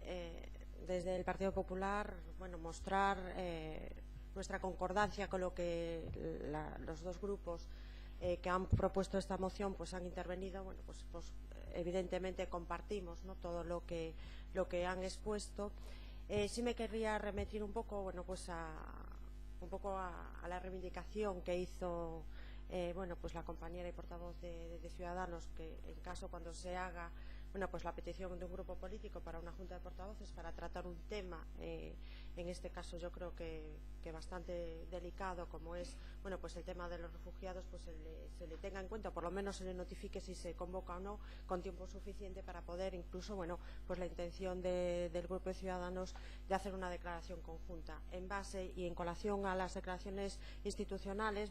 Remitirme a algo que también hacía mención, que era que el día 16 de marzo se había tomado un acuerdo en el Congreso de los Diputados por todos los grupos allí representados, en donde se asumía la lectura y el compromiso de una declaración institucional, en donde se hablaba del preacuerdo, porque evidentemente fue posterior el posible acuerdo de la Unión Europea con Turquía, en donde no voy a leer la declaración porque evidentemente es larga, pero sí se tenía en cuenta todo lo aquí expuesto, desglosado en puntos en donde se hacía una oposición tajante que compartíamos todos y seguimos compartiendo, de las expulsiones colectivas, el derecho a los expedientes individualizados y al trato individualizado de cada refugiado con respecto al asilo, el poder incluso recurrir en el caso de que no se le tenga en cuenta, rutas seguras y demás. Y lo más reciente, que se llegó de consenso de todos los partidos políticos, esto se trasladó al Parlamento gallego hace 48 horas, en el día del martes de esta semana, en donde los grupos también, los partidos políticos gallegos, llegaron a un acuerdo de consenso, en donde, si me permite, señor alcalde, sí voy a leer los 3 puntos de acuerdo que yo creo que resumen todo lo que aquí se está exponiendo, que sería seguir traballando na coordinación dentro do plan de acollida de todos os recursos disponibles, tanto das administracións como das ONGs e das familias galegas, con galo de favorecer a efectiva integración de persoas solicitantes de protección internacional. Como segundo punto de acordo sería defender no ámbito comunitario políticas construtivas e coordinadas fronte ás amenazas dos controis fronterizos que se cernen sobre o espazo Schengen. A introdución permanente de controis fronterizos non pode ser a resposta ás arelas dos cidadáns da Unión Europea de maior seguridade e protección do seu nivel de vida e, como terceiro punto de acordo, rexeitar calquera acordo que contemple expulsións colectivas de refuxiados sirios, así como a necesidade da adopción dun acordo respetuoso coa legalidade internacional e os dereitos humanos. Especificamente que calquera expulsión a Turquía só será posible adoptada tras a conclusión dun expediente de asilo individualizado con todas as garantías. A intención do Grupo Partido Popular sería poder conseguir llegar a un acuerdo de consenso de igual manera que se llegó asumiendo la declaración institucional, pero en este caso como último referente a un acuerdo común y consensuado y llegado a la unanimidad, sería proponer a las dos mociones llegar a un acuerdo de proponer una enmienda de lo que se ha acordado en el Parlamento y asumir como puntos únicos estos 3 puntos que se asumieron por todos los grupos y los partidos políticos gallegos en el Parlamento hace 48 horas. En todo caso, la propuesta, no sé si puede ser aceptada o no, de no ser así, manifestar nuestro voto en contra por determinados matices que están en las propuestas de acuerdo, pero sí, siendo contundente en que todo lo que sea expulsiones masivas, no respetar el asilo individualizado, el poder generar rutas inseguras y demás, el trato o el mercadeo de personas para poder salir de un estado en guerra con una situación bélica y no darle cobertura humanitaria a millones de refugiados, evidentemente eso lo compartimos y quiero que quede claro. Sí querríamos poder asumir lo que se asumió en el Congreso y en el Parlamento, que une a las fuerzas representadas aquí en el Concello de Ferrol. Muchas gracias, señora Martínez Beceiro. Señora Sestallo. Sí, vou ler unha noticia que acaba de pasar a compañeira. A policía turca mata a tiros a 16 refuxiados sirios na súa fronteira, entre eles 3 nenos. Hoxe, según o Observatorio Sirio de Dereitos Humanos, 16 refuxiados foron asesinados a tiros na fronteira entre Siria e Turquía nos últimos meses, etcétera. Apunta o diario The Times que a cifra de mortos podía ser máis alta. Creo que todas e todos os que estamos aquí sabemos perfectamente o que votamos dende nas últimas 48 horas. Como vostede sabe, pois houbo ademais outros episodios que supón unha vulneración flagrante e un ataque salvaxe, como antes decía, aos dereitos incluso dos nenos, de todas as persoas refuxiadas. Existe unha vulneración grotesca do dereito internacional, do marco de dereito internacional, e estamos asistindo a asesinatos de persoas que están fuxindo do terror e as que tiñamos que estar recoñecendo o dereito ao asilo. Non pode ser que o Estado español recoñeza, simplemente teña acollido a 18 persoas, por certo, sin expediente individualizado e por condicións que nada teñen que ver siquera cos acordos en respecto do dereito de asilo. Estamos a falar, ademais de que, insisto, o Alto Comisionado das Nacións Unidas está atacando, está criticando o que está acontecendo nesto cos refuxiados sirios. Por lo tanto, a Organización das Nacións Unidas encargada e a ACNUR, a Axencia do Refuxiado, insisto, non estamos a falar das opinións de partidos políticos, ni do socialista, ni de Ferrol en Común sobre o que está acontecendo. Por lo tanto, respetando, por suposto, o posicionamento político de cada grupo, moi difícil entender como non se pode respetar o dereito internacional, como non se pode respetar o que a propia Organización das Nacións Unidas está denunciando, como os asesinatos que se están a producir, sigo o concepto xurídico, ademais de asasinato, non atopen resposta en representantes que temos comprometido o noso deber de defender os dereitos humanos e, ademais, o lembro, porque sei que a vostedes, cando falan de respetar a Constitución, se lles enche a boca, créeme que o digo con respeto, pero despois non teñen problema en pisotear os dereitos que se recollen na Constitución, e o dereito de asilo é un deles. Polo tanto, creo que hai que manter as mocións como están redactadas, sen dúbida facer unha loita activa, unha reivindicación activa dos dereitos humanos, da oposición frontal á súa vulneración ali onde se produzan, e dende logo que hoxe o Concello de Ferrol non quede inmune ante o sufrimento das persoas que están. Eu non quero imaginarme que calqueira de nós puidéramos estar enxaulados, saindo do terror e preguntándonos por que nos teñen que velar polo cumplemento dos nosos dereitos, están disparándonos, están concentrándonos en xaulas e están impedindo a felicidade e todos os dereitos recollidos na Convención dos Dereitos do Neno. A verdade é que non o podo entender, nada máis. Moitas grazas, señora Sestalla. Señor Montes. A ver, modo aclaratorio, porque igual é que me expliquei mal, e eu tiña aquí preparada unha intervención para estas mocións sobre o Grupo Municipal Ferrol en Común, a moción dirixida ao Pleno de apoio ás persoas migrantes e refugiadas en perfecto galego. O que pasa que, mentre estaba preparando a moción, dixen, igual repito que me expliquei mal, que atopei un texto de Boaventura de Sousa Santos que incomprensiblemente para min está traducido ao castelán, cando para min o portugués é unha lingua moi fácil de entender e moi fácil de expoñer, e entón eu din lectura a ese texto que pon La extraña levedad de la historia, Boaventura de Sousa, traducción de Antonio Aguiló, porque o lín 5 minutos antes de entrar no pleno e non me deu tempo a pasar ao galego, pero se ten moito interés o señor Iván, eu en plan vacaciones santillana, mañá podo pasar ao galego e lémolo, pero era só esa cuestión. Foi unha cuestión que me apetecía ler ese texto de Boaventura de Sousa, que desgraciadamente, repito, podíamolo ter expresado perfectamente en portugués se eu tivese ese texto, pero non tiven a ocasión de atopalo antes. E teño outra intervención, o que pasa que non sei, pareceume que como íbamos coincidir bastante nas nosas intervencións, pois decir 4 veces o mesmo todas, pois non me apetecía demasiado e prefería ler ese texto. Nada máis. Moitas grazas. Procedemos á votación das mocións. En primeiro lugar, moción número 13 de Ferrol en Común. Votos a favor. Votos en contra. Queda aprobada por 14 votos a favor e 11 votos en contra.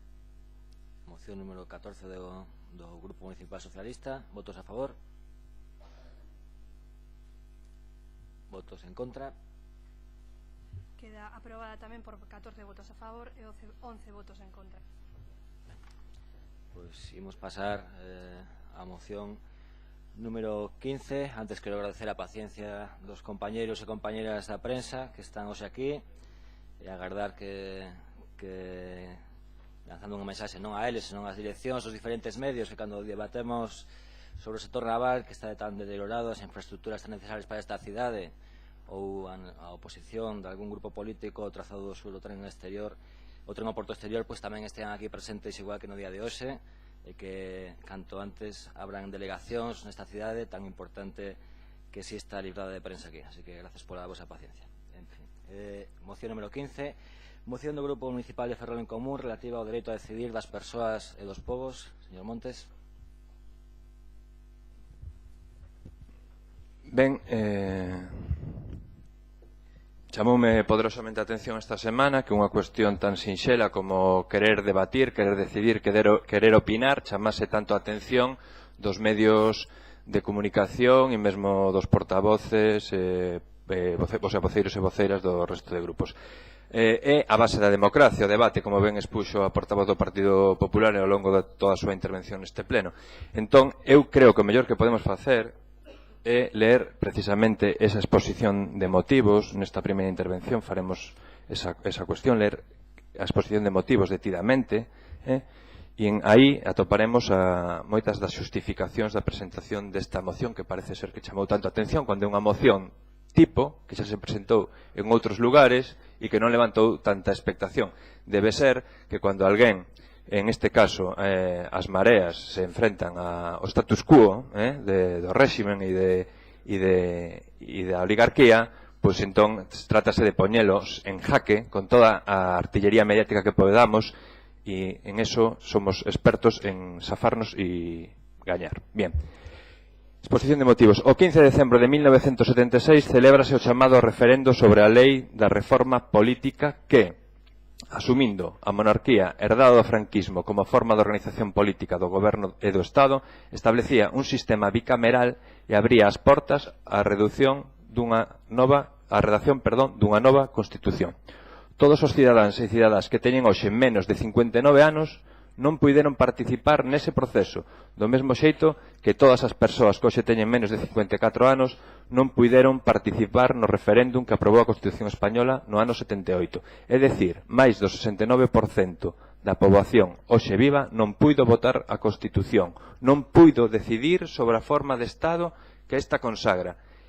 E máis de 3 de cada 4 cidadáns que hoxe teñen menos de 75 anos tiveron que asumir unha forma de organización política do Estado decidida por outros, nun proceso de transición herdada con franquismo e tutelado militarmente. Queremos decidir, temos dereito a decidir como nos organizamos políticamente. Un plebiscito entendido como a consulta que os poderes públicos someten ao voto popular directo para que aprobe ou rexeite unha determinada proposta sobre soberanía, cidadanía, etc. Semella o mecanismo axeitado para que a poboación poda decidir sobre o seu futuro. Esta consulta vinculante podería cuestionar o modelo consagrado pola Constitución de 1978. Abriría a porta a un proceso constituinte no que a estrutura territorial e o dereito a decidir dos povos que hoxe conforman o Estado quedase garantido. Posición que nós, colectivamente, defendemos.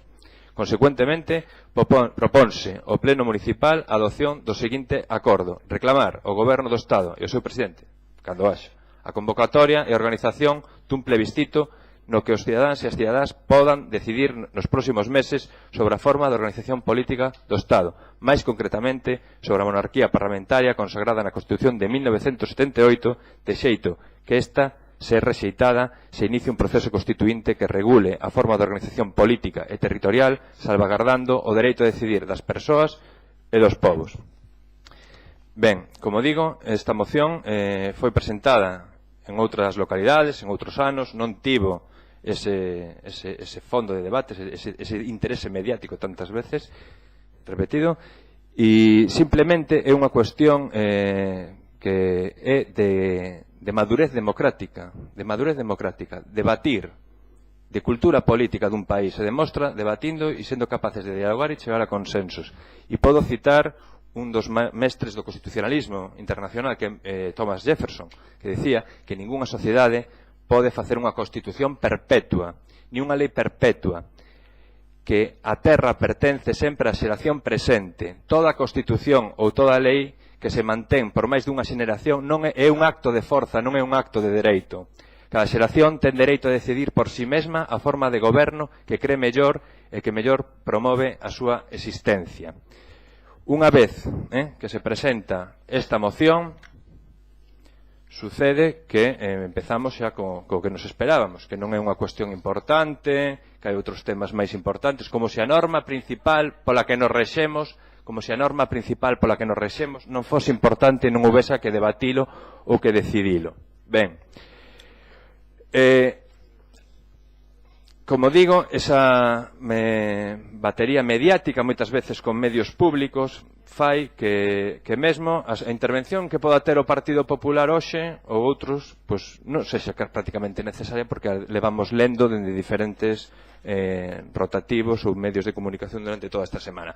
De repente, o 20 de maio, cando unha iniciativa de base cidadá como Ferrol en Común gaña as eleccións, pois de repente o 28% de desempleo desta cidade é visible nos medios de comunicación. De repente, esta cidade, visiblemente, nos medios de comunicación, baixa de 70.000 habitantes. Nos damos conta tamén que non existe o porto exterior con tren, nos damos conta que 1 de cada 4 ferrolanos está en risco de exclusión social, nos damos conta que a cidade está chea de baches e de farolas que non alumean. Pois ben, esas cousas que son importantes para a vida das persoas levan sin facerse durante 30 anos. Hasta non fai barcos desde hai 30 anos, como pode dicir logo o compañero Cebral. Esas cousas importantes non se fixeron. non se fixeron. E simplemente se alude a decir que hai cousas importantes e prioritarias das que hai que falar para evitar este debate. E este debate está presente na sociedade hoxe en día. E, como digo, é unha cuestión de madurez política dun Estado e dunha democracia afrontar esa cuestión con maior normalidade das normalidades. E, como digo, en caso de existir un réxime donde o señor Felipe Borbón, porque ele é Felipe Borbón, igual que eu son Álvaro Montes, dúas persoas en igualdade, se decide que os cidadáns deciden que queren optar por outro réximen político ou por outra dirección do Estado, pois é unha cuestión que teñen que decidir os cidadáns e os cidadas, e creo que hai que plantexalo canto antes, porque a República, como definición, entendido non como réximen político formal, sino entendido como se entende na cultura política europea dende hai moitos séculos, é a exclusión de cualquier tipo de dominación sobre a liberdade e a igualdade dos cidadáns. En ese sentido, é no que basamos a nosa proposta, na igualdade dos cidadáns e no dereito a decidir das persoas e dos povos. Moitas grazas, señor Montes. Señora Rodríguez Masafrén. Gracias. Vamos a ver, mire, señor Montes, os lo voy a explicar. La moción presentada por ustedes hoy en el Pleno, cuando estuve leyéndola atentamente y demás, lo que me produjo es conmoción, me conmocionó. Y llegué a una conclusión que no debía encontrarme ni en ese momento ni ahora en el Concello de Ferrol ni en el Pleno de Ferrol, sino que me encontraba en el Congreso de los Diputados y con una mayoría suficiente para reformar una Constitución. Mire, me parece triste y lamentable que ustedes, señores del Gobierno, que son personas que deberían estar preocupadas efectivamente por los problemas de Ferrol, y sí, tengo que reiterarlo porque es así, sean los promotores, para nuestro gusto, de un auténtico espectáculo. Porque voy a decir que ya la Roma imperial, el pan y el circo, para el pueblo, era el sistema de control de las masas. Pero es que hoy en día yo creo que el pueblo de Ferrol está madurado, estamos en el siglo XXI, y no es manera esta de lucir un postureo partidista y revanchista. La Constitución, y ahora vamos a hablar de la Constitución, y efectivamente, ya que quiero el debate, yo voy a explicar también lo que es la Constitución. Es la norma o la ley fundamental de un Estado. En este caso, nuestra Constitución del 78 surgió del consenso y de la participación de todos los grupos y partidos políticos que existían en ese momento. Y además con un ánimo que es además normal y lógico, que es la vocación de permanencia en el tiempo. La monarquía parlamentaria, consagrada en la Constitución, fue referendada sin fisuras por todos nuestros padres. Y ustedes ahora pretenden decir que no participaron en la votación. Yo tampoco participé, efectivamente. Supongo que no les servirá de consuelo que yo les explique que efectivamente el pueblo americano, en su Constitución de 1787, que nunca han reformado, actualmente hay más de 350 millones de personas que efectivamente tampoco han votado esa Constitución. Y eso no la invalida. Ustedes están reclamando el derecho a decidir de los pueblos. Y yo creo que confunden y asocian el derecho a decidir con democracia y votación. Y voy a explicarles que la democracia es un derecho de todos a ser iguales, a que no existan ciudadanos de primera y de segunda en un mismo Estado. Pero no implica la democracia, no consiste simplemente en el método de votación para tomar decisiones, y tampoco implica que todas las decisiones deban ser tomadas por votación. Derecho a decidir de los pueblos. Yo pregunto, ¿y de qué pueblos? ¿Qué decimos? De todo. Derecho a decidir a todo. Nos planteamos y votamos, por ejemplo, pues no sé, como pueblo de Ferrol, si queremos que sigan en el gobierno o no sigan. Votamos, por ejemplo, ya que a lo mejor hay algún vecino, hay algún vecino de algún barrio determinado que pueda considerarse distinto. Votamos también, o votan esos vecinos, si quieren ser distintos y tener otro régimen y no pertenecer a Ferrol, al concello. Votamos, yo por ejemplo, no en mi antigua comunidad de propietarios no había votado los estatutos de la comunidad. Votamos también para hacer unos nuevos estatutos o plantear otros distintos. Bueno, vamos a ver, yo es que creo que hay cosas, o por ejemplo, otro ejemplo también muy práctico. Hoy votamos porque todos los 18 años yo no voté en su día. Tenemos que plantearnos el cambiar esa Constitución, pero es que los que vienen de 17 para el año que viene también querrán votar. Y entonces votamos un año tras otro. Yo creo que eso es una falacia, sinceramente. Efectivamente, iba a recordarle una serie de supuestos y de problemas breves que tiene Ferrol. No lo voy a hacer. Ha recordado efectivamente el desempleo y demás. No creo que sea ese un problema que haya surgido de repente. Eso es un problema, efectivamente, de mucho tiempo ya. Con lo cual, no voy a achacarles. Simplemente les digo que sí existen esos problemas y sí se deberían solucionar o intentarlo todos en conjunto. Y que yo creo que, bueno, que en fin, la verdad, lo que dije también cuando me preguntaba la prensa, que es una falta de gestión o de presupuestos lo que les lleva a abordar este tipo de mociones que no aportan para Ferrol, por lo menos, mayor interés. Interés desde ese punto de vista, como estoy explicando, que son arreglar problemas reales. Gracias. Muchas gracias, señora Rodríguez Masafret. Señor Rivas, que tenéis todos una documentación, una enmenda que presenta a esta moción. Tenga palabra. Grazas, señor alcalde. Ben,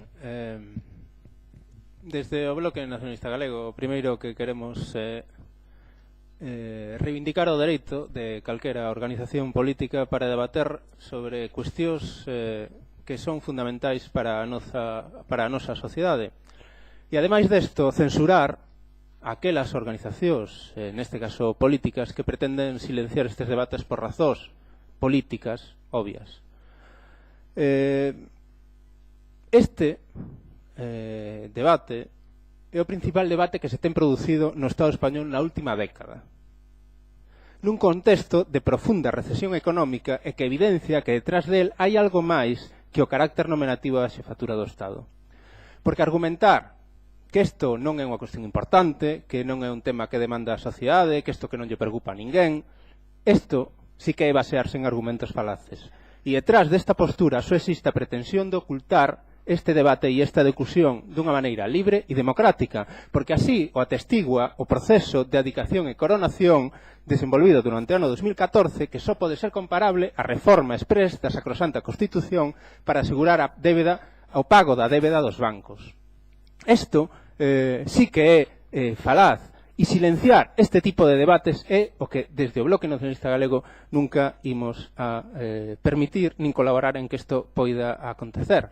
Porque o certo é que como vai a demandar a sociedade este debate se lle furta permanentemente, como ia facer se as súas organizacións políticas aplicaron a doctrina do xoque, decidiron en meses unha abdicación e unha coronación no ano 2014 sin que pudera desenvolverse ningún tipo de proposta alternativa. Como que non é importante cando a configuración política e territorial do Estado español está avalada pola unidade da coroa e a base sobre a que sustenta o rexe económico do Estado e a súa pertenza á Unión Europea e, por tanto, este modelo económico está basada en esta estrutura política? Como que non é importante se supón cuestionar o modelo económico e, por tanto, social no que vivimos? Por iso, digo que defenderemos sempre que calquera poida expoñer a súa posición ao respecto destas cuestións.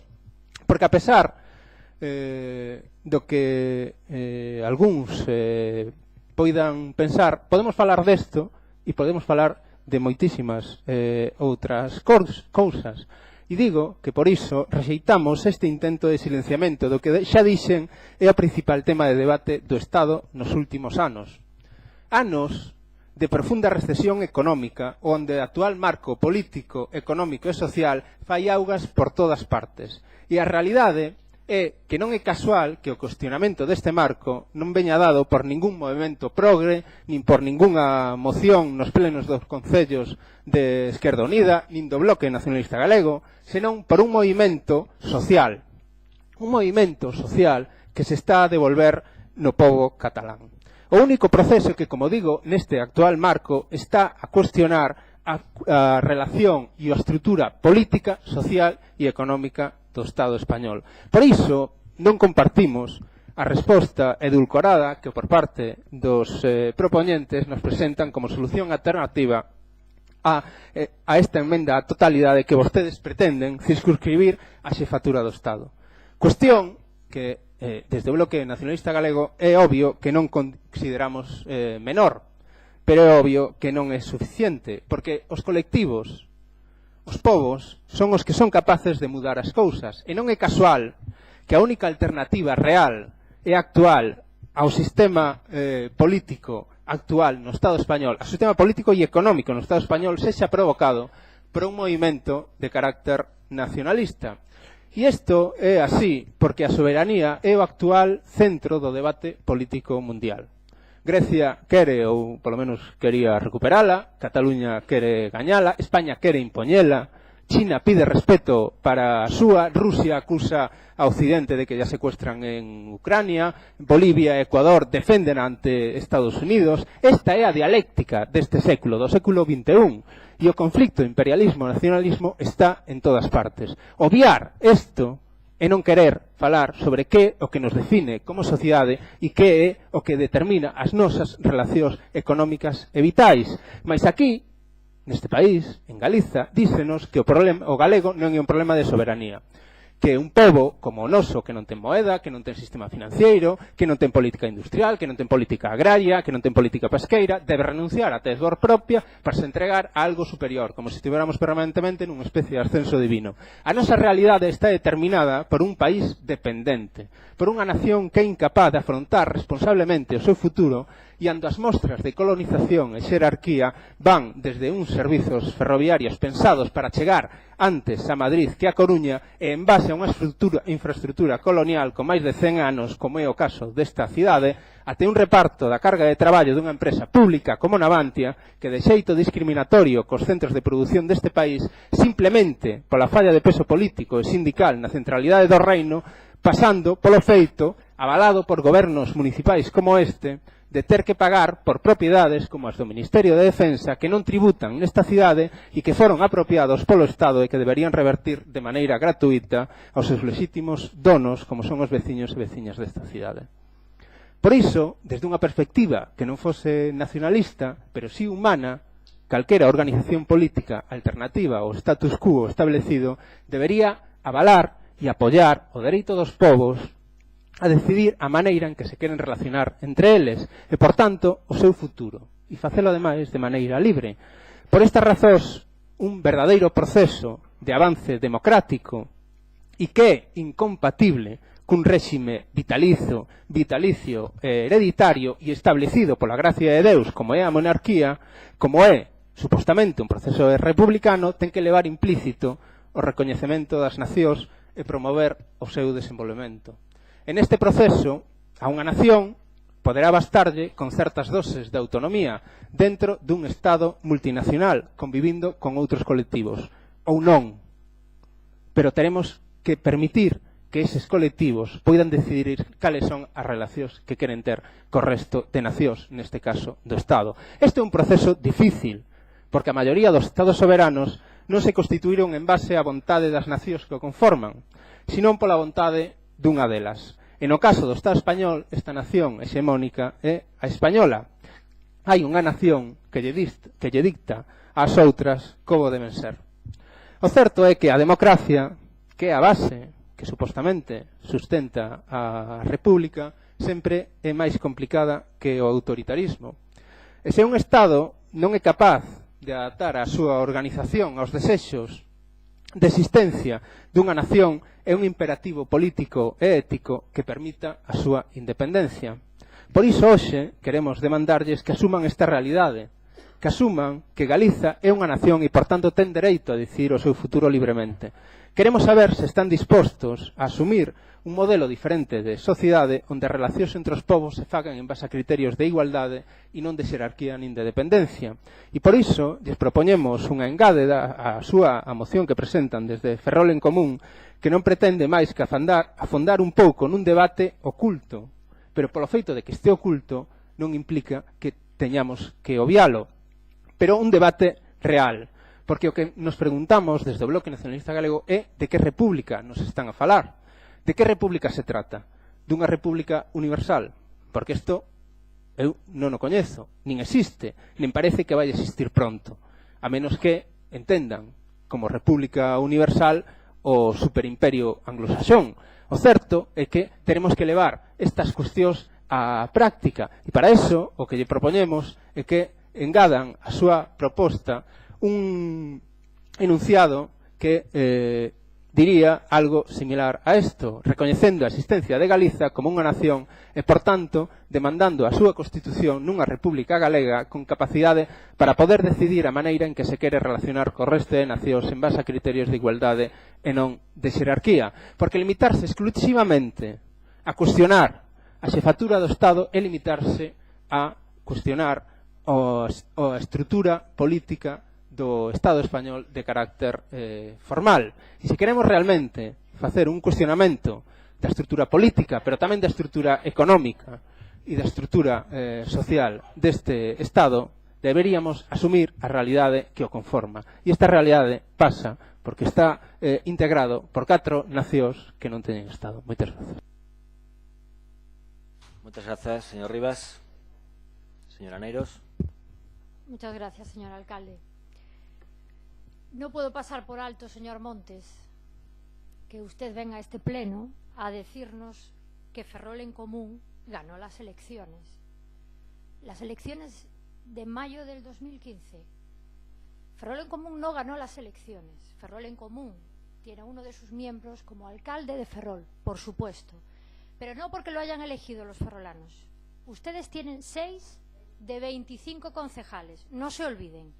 Y el alcalde de Ferrol está ahí sentado como alcalde de Ferrol no porque lo hayan elegido los ferrolanos, sino porque el partido con el que ustedes gobiernan, el Partido Socialista, junto con el partido con el que ustedes no gobiernan, pero que les apoya en muchas cuestiones, el BNG, han apoyado la investidura de este alcalde, frente a 11 concejales que tenía el Partido Popular. Por tanto, rectifique y diga, Ferrol en Común no ganó las elecciones municipales. Dicho lo cual, decía antes, en mi anterior intervención, que veníamos a un pleno vacío de contenido. Y lo vuelvo a decir, un pleno que es una prueba más que evidente de la nula gestión de este gobierno municipal, que más bien lo que hace es desgobernar. Lo cierto es que a pesar de que estamos ante un alcalde y un gobierno que parece que lleva casi 10 meses hibernando, que lleva casi 10 meses de letargo permanente e interminable, una vez más lo que consiguen es atraer, o más bien distraer, la atención y la mirada hacia otra cuestión, hacia una moción de gran calado municipal, efectivamente. Hablar de la organización política de nuestro Estado. Y sinceramente, señor alcalde, yo no sé si usted vive en Ferrol o vive una realidad paralela ajena a todos los vecinos, porque a veces lo dudo. A veces da la sensación de que usted pasaba por aquí y le tocó ocupar el cargo de alcalde. Así, como sin querer, y que está ahí viendo la vida pasar, señor alcalde. Eso se llama democracia. Usted, por supuesto, nosotros aceptamos las normas democráticas, por supuesto, pero yo estoy hablando de la gestión de estos últimos meses, no se olvide. Y la verdad es que esa creemos que no es la actitud que se merece esta ciudad. Una ciudad que tiene temas y temas pendientes de que usted los atienda, que tiene un convenio de defensa paralizado, un convenio de defensa que es la oportunidad para el crecimiento económico en nuestra ciudad, que tiene proyectos paralizados, que tiene esas promesas para la plaza de armas, para ese mercado de Caranza del que nada sabemos, 2 centros cívicos que han recibido finalizados y que todavía no están a disposición de los vecinos, Ferrol Bello y Canido, un paso en Santa Marina para la conexión de barrios. ¿Qué están haciendo al respecto? Un recinto ferial, con tantas y tantas promesas que ustedes tenían en ese recinto ferial. ¿Dónde está el plan de usos que han prometido? ¿Dónde está la ordenanza que regula el estacionamiento en nuestra ciudad, que aún no la han conseguido aprobar?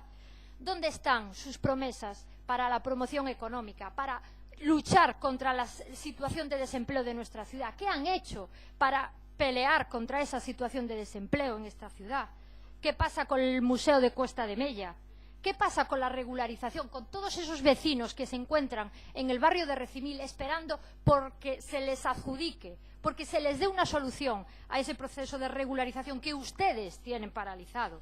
¿Qué pasa con los viales, con los baches de nuestra ciudad, con el centro comercial de Portanova, con esas aceras del 19 de febrero de Serantes, que nada nos han dicho al respecto, las aceras de Basanta y Oespiño, que tanto y tanto demandaban cuando estaban en la oposición? con la rehabilitación de nuestro barrio de Ferrolbello. ¿Qué van a hacer en Ferrolbello? Convenios de entidades sociales, deportivas, que están a la espera.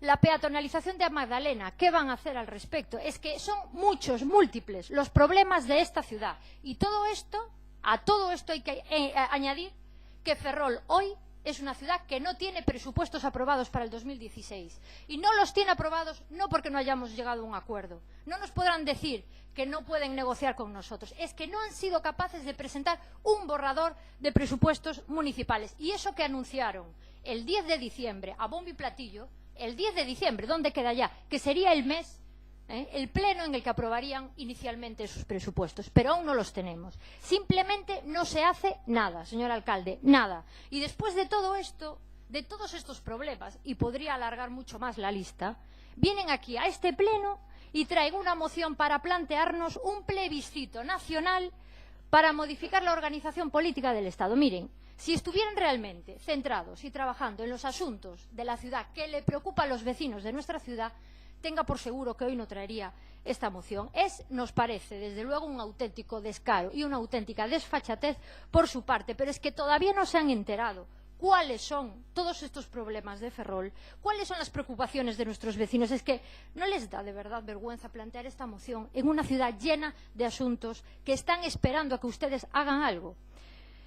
Yo, de verdad, les digo que es lamentable que día tras día veamos los titulares de la prensa prácticamente protagonizados por confrontaciones permanentes entre los dos socios de gobierno, y el otro resumen es la parálisis absoluta en nuestra ciudad. Y todo esto culmina hoy aquí, en una semana que Ferrol ha sido noticia, ya no solo a nivel autonómico, a nivel nacional hemos sido noticia, porque traen a pleno una propuesta, una moción para votar un plebiscito. Y tenemos un despliegue mediático que yo no recordaba como mínimo desde la última sesión de investidura de este pleno.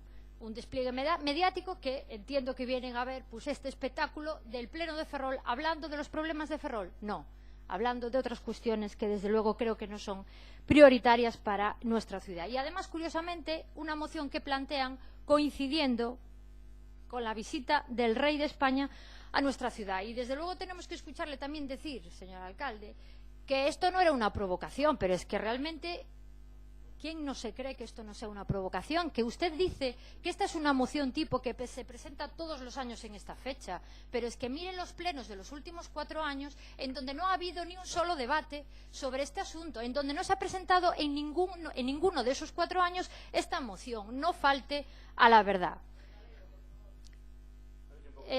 Sí, yo creo que no debe de interesarle lo que estoy diciendo, señora Méndez. No le debe de interesar cuando lo que usted busca es nuevamente distraer la atención con otras cuestiones. Mire,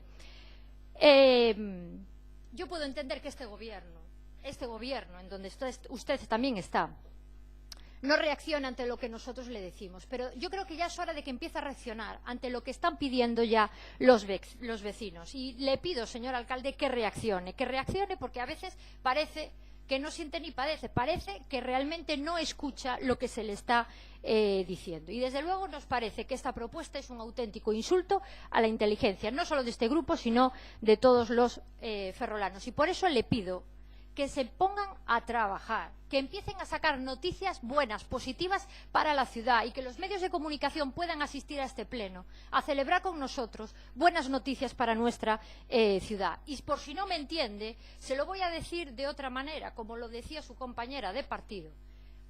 Remánguense y pónganse los manguitos, que se cansaba de decirlo. Hoy ella debería ser la que se lo dijera a ustedes. Así que les pido que se dejen de presentar mociones como esta, que dejen de distraer la atención, que lo que buscan nada más que parece que es con una única intención de que, a ver si así parece que no se nota que no tenemos asuntos en los plenos, metemos unas cuantas mociones como la de hoy, y a ver si los vecinos tampoco se dan cuenta de que no tenemos con qué llenarlos y vamos a hablar de política nacional. Miren, Déjense de la política de los gestos, de la política de las fotos, de los anuncios y de las promesas, porque detrás de toda esa política no hay absolutamente nada. Tienen toda la legitimidad para traer esta moción al Pleno, toda la legitimidad legal, pero creo que no tienen la legitimidad moral para que en esta situación, en donde los plenos son vacíos, en donde no hay comisiones informativas porque no hay asuntos que tratar, traigan hoy a debate esta moción. Nosotros, desde luego, vamos a seguir defendiendo nuestra ciudad, creemos en nuestra ciudad, es una gran ciudad y por eso creemos que se merece un alcalde que esté a la altura y que, por tanto, se dedique con toda la intensidad del mundo a arreglar los problemas de Ferrol. Ya sabemos que usted es republicano, ya lo sabemos desde el primer día, pero no hace falta que traiga estas mociones para volver a recordárnoslo. Por supuesto, vamos a votar en contra de la moción. Moitas grazas, señora Neiros, por respetar o dereito a presentar esta moción. Seguiremos traballando a resolver os problemas que ten esta cidade.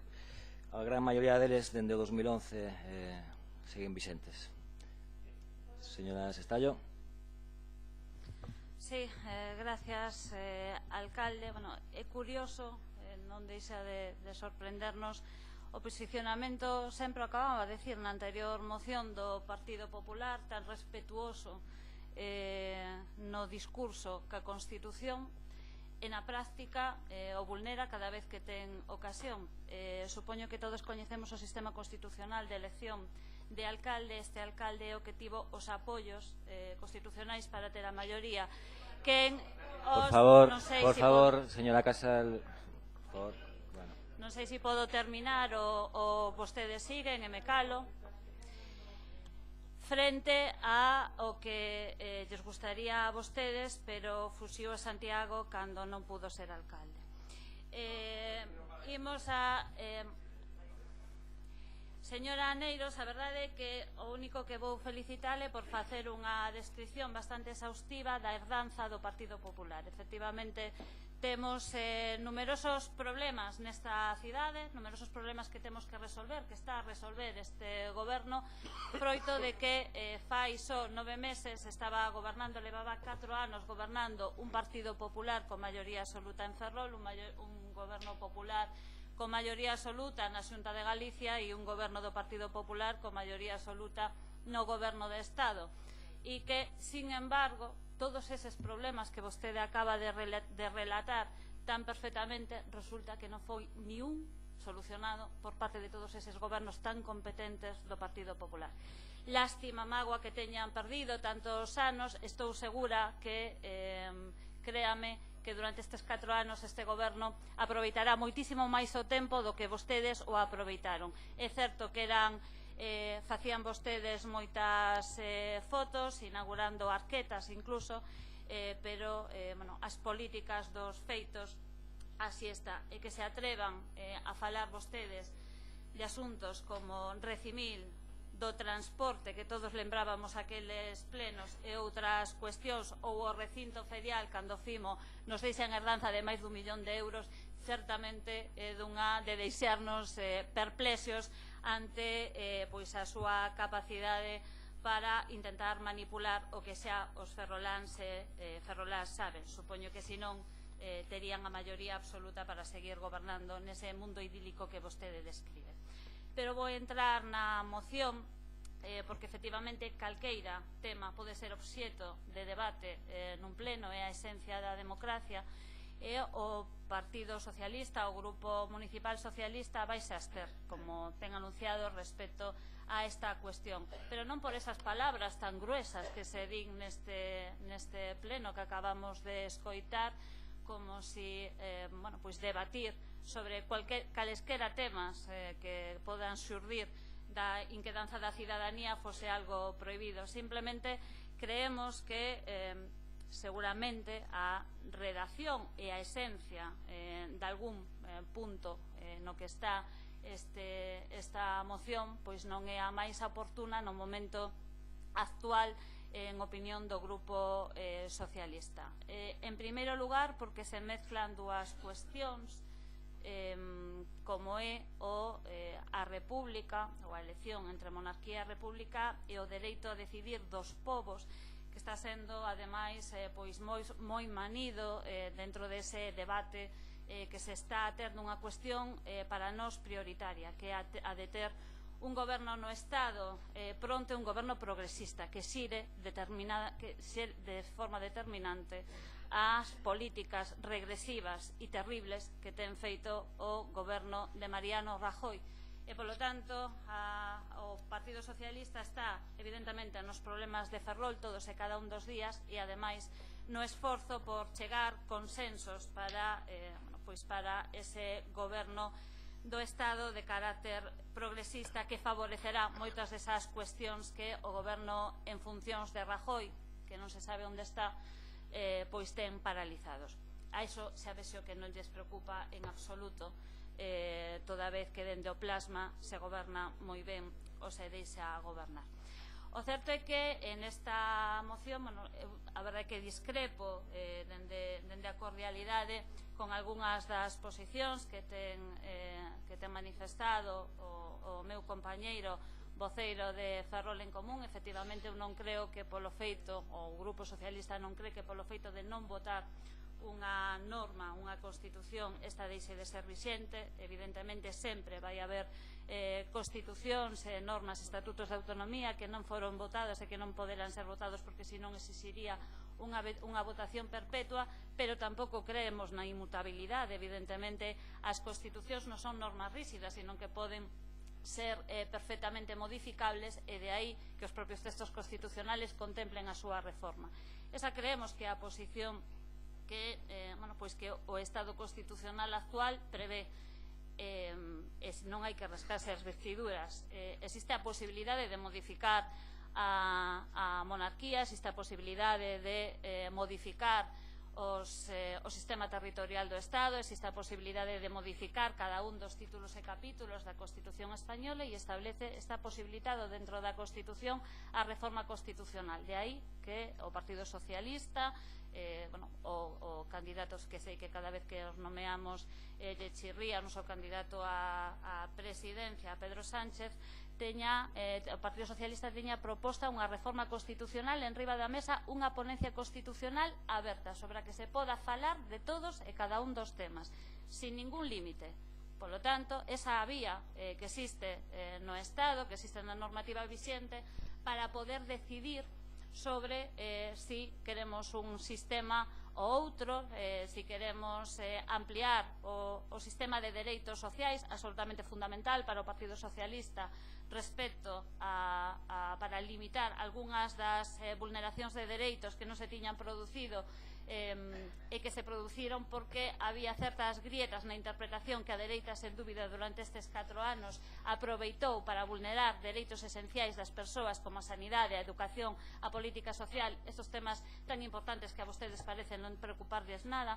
Existe a posibilidade dentro da reforma constitucional de cambiar todo o título 8 da Constitución española e, polo tanto, toda a organización territorial. Por certo, esa organización territorial, señores do Partido Popular, que tanto lles preocupa agora, que tanto queren blindar, pero que a pé os seus predecesores non votaron. Quero lembrarlo, porque, claro, sempre vostedes se erixen como guardiáns de algo que ni siquiera votaron na Constitución, para que todos e todas recordemos que temos tamén memoria histórica. O certo é que creemos que no momento actual, e ademais como se despliega na moción, se fala efectivamente de poder decidir os cidadáns e cidadás nos próximos meses a forma de organización política do Estado. Nos creemos que nos próximos meses esperemos que o que podamos é constituir un novo goberno do Estado que abra esa ponencia constitucional con esa posible reforma constitucional que dé lugar a que dentro dos canles que se prevén e que non podemos vulnerar salvo modificación, o decíamos antes respecto á insumisión, podamos debatir sobre todo, sin ningún límite e sin rasgarnos as vestiduras cada vez que alguén plantexa unha cuestión diferente da que opina o Partido Popular. Señores, señoras, tranquilos por debatir, tranquilos por abrir o pleno de Ferrol a democracia e que se podan plantexar todas as opinións con respeto e sin asustarse, que deberíamos ser xa unha democracia madura para poder falar de calqueira cousa.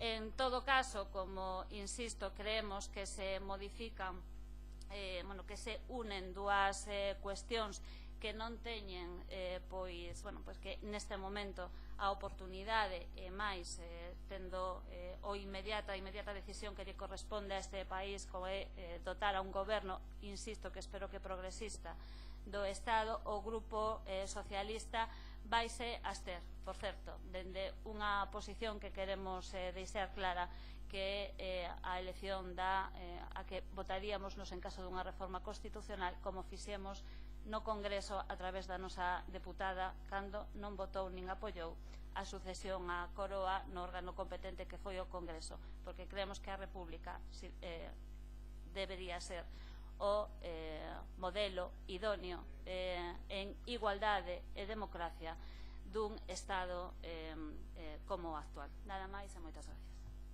Moitas grazas, señor Sestallo. Señor Montes. Ben, a ver, a intervención do Partido Popular e ese relato sobre a situación de Ferrol, que, repito, é unha situación que eu nací no ano 75, que compartimos moitos dos que estamos aquí xeración. Santa Mariño e Ferriño está sin comunicar dende hai moitos anos, os problemas do tren que temos dende hai moitos anos, os problemas dos baches e farolas son de hai moitos anos, o problema da carga de traballo para o naval é dende hai moitos anos, e todas esas cuestións o que evidencian é que o que se quere é negar o debate, negar o dereito a decidir e o propio debate, porque estas cuestións que plantexamos, que plantexan vostedes como disculpan Ferrol, se collemos as actas de outros concellos onde se plantexen cousas como estas, pois virán dicir o mismo. Eu o que teño aquí é a moción que se presentou ano pasado no Concello de Teo, e o Partido Popular ten a mesma posición, é que hai outras cousas, e que non sei que, sempre hai outras cousas, sempre hai un bache, sempre hai unha farola, sempre hai algo prioritario á norma básica, a discutir sobre a norma básica, unha norma básica que, como digo, foi pactada co franquismo, tutelada polo exército un ano antes de que se iniciara todo ese proceso sobre toda esa reforma política. Un ano antes houve executados políticos polo franquismo. Entón, esa cuestión que foi un pacto que se fixo en aquel momento hai 40 anos ten que ser posto a debate outra vez. Preguntaba Ana Masafret cantos anos, un ano, 2 anos, hombre, eu cando citaba o tema de Jefferson, el falaba de 19 ou 20 anos, pero é unha cuestión xeracional, eu non quero dicir que sexan 2, que sexan 15 ou sexan 20, pero é unha cuestión de lógica. Estamos ante unha persoa, Felipe Borbón, nomeado por unha lei de abdicación rei, o seu pai nomeado por ese pacto, e unha persoa que non está legitimada democráticamente, refrendada polo voto sobre esa cuestión en concreto pola cidadanía, pretende agora propoñer un presidente do goberno. É unha aberración democrática absoluta isto. E é iso que nosotros poñemos en cuestión. Sobre a cuestión que plantexaba o BNG, concordo plenamente a propia moción. O di, posición que nós colectivamente defendemos, o que pongo aquí. Esta consulta vinculante que podría cuestionar o modelo consagrado pola Constitución de 1978 abriría a porta a un proceso constituinte na que a estrutura territorial e o dereito a decidir dos povos que hoxe conforman o Estado quedase garantido. Posición que nós colectivamente defendemos. Eso é a nosa posición. Logo, sobre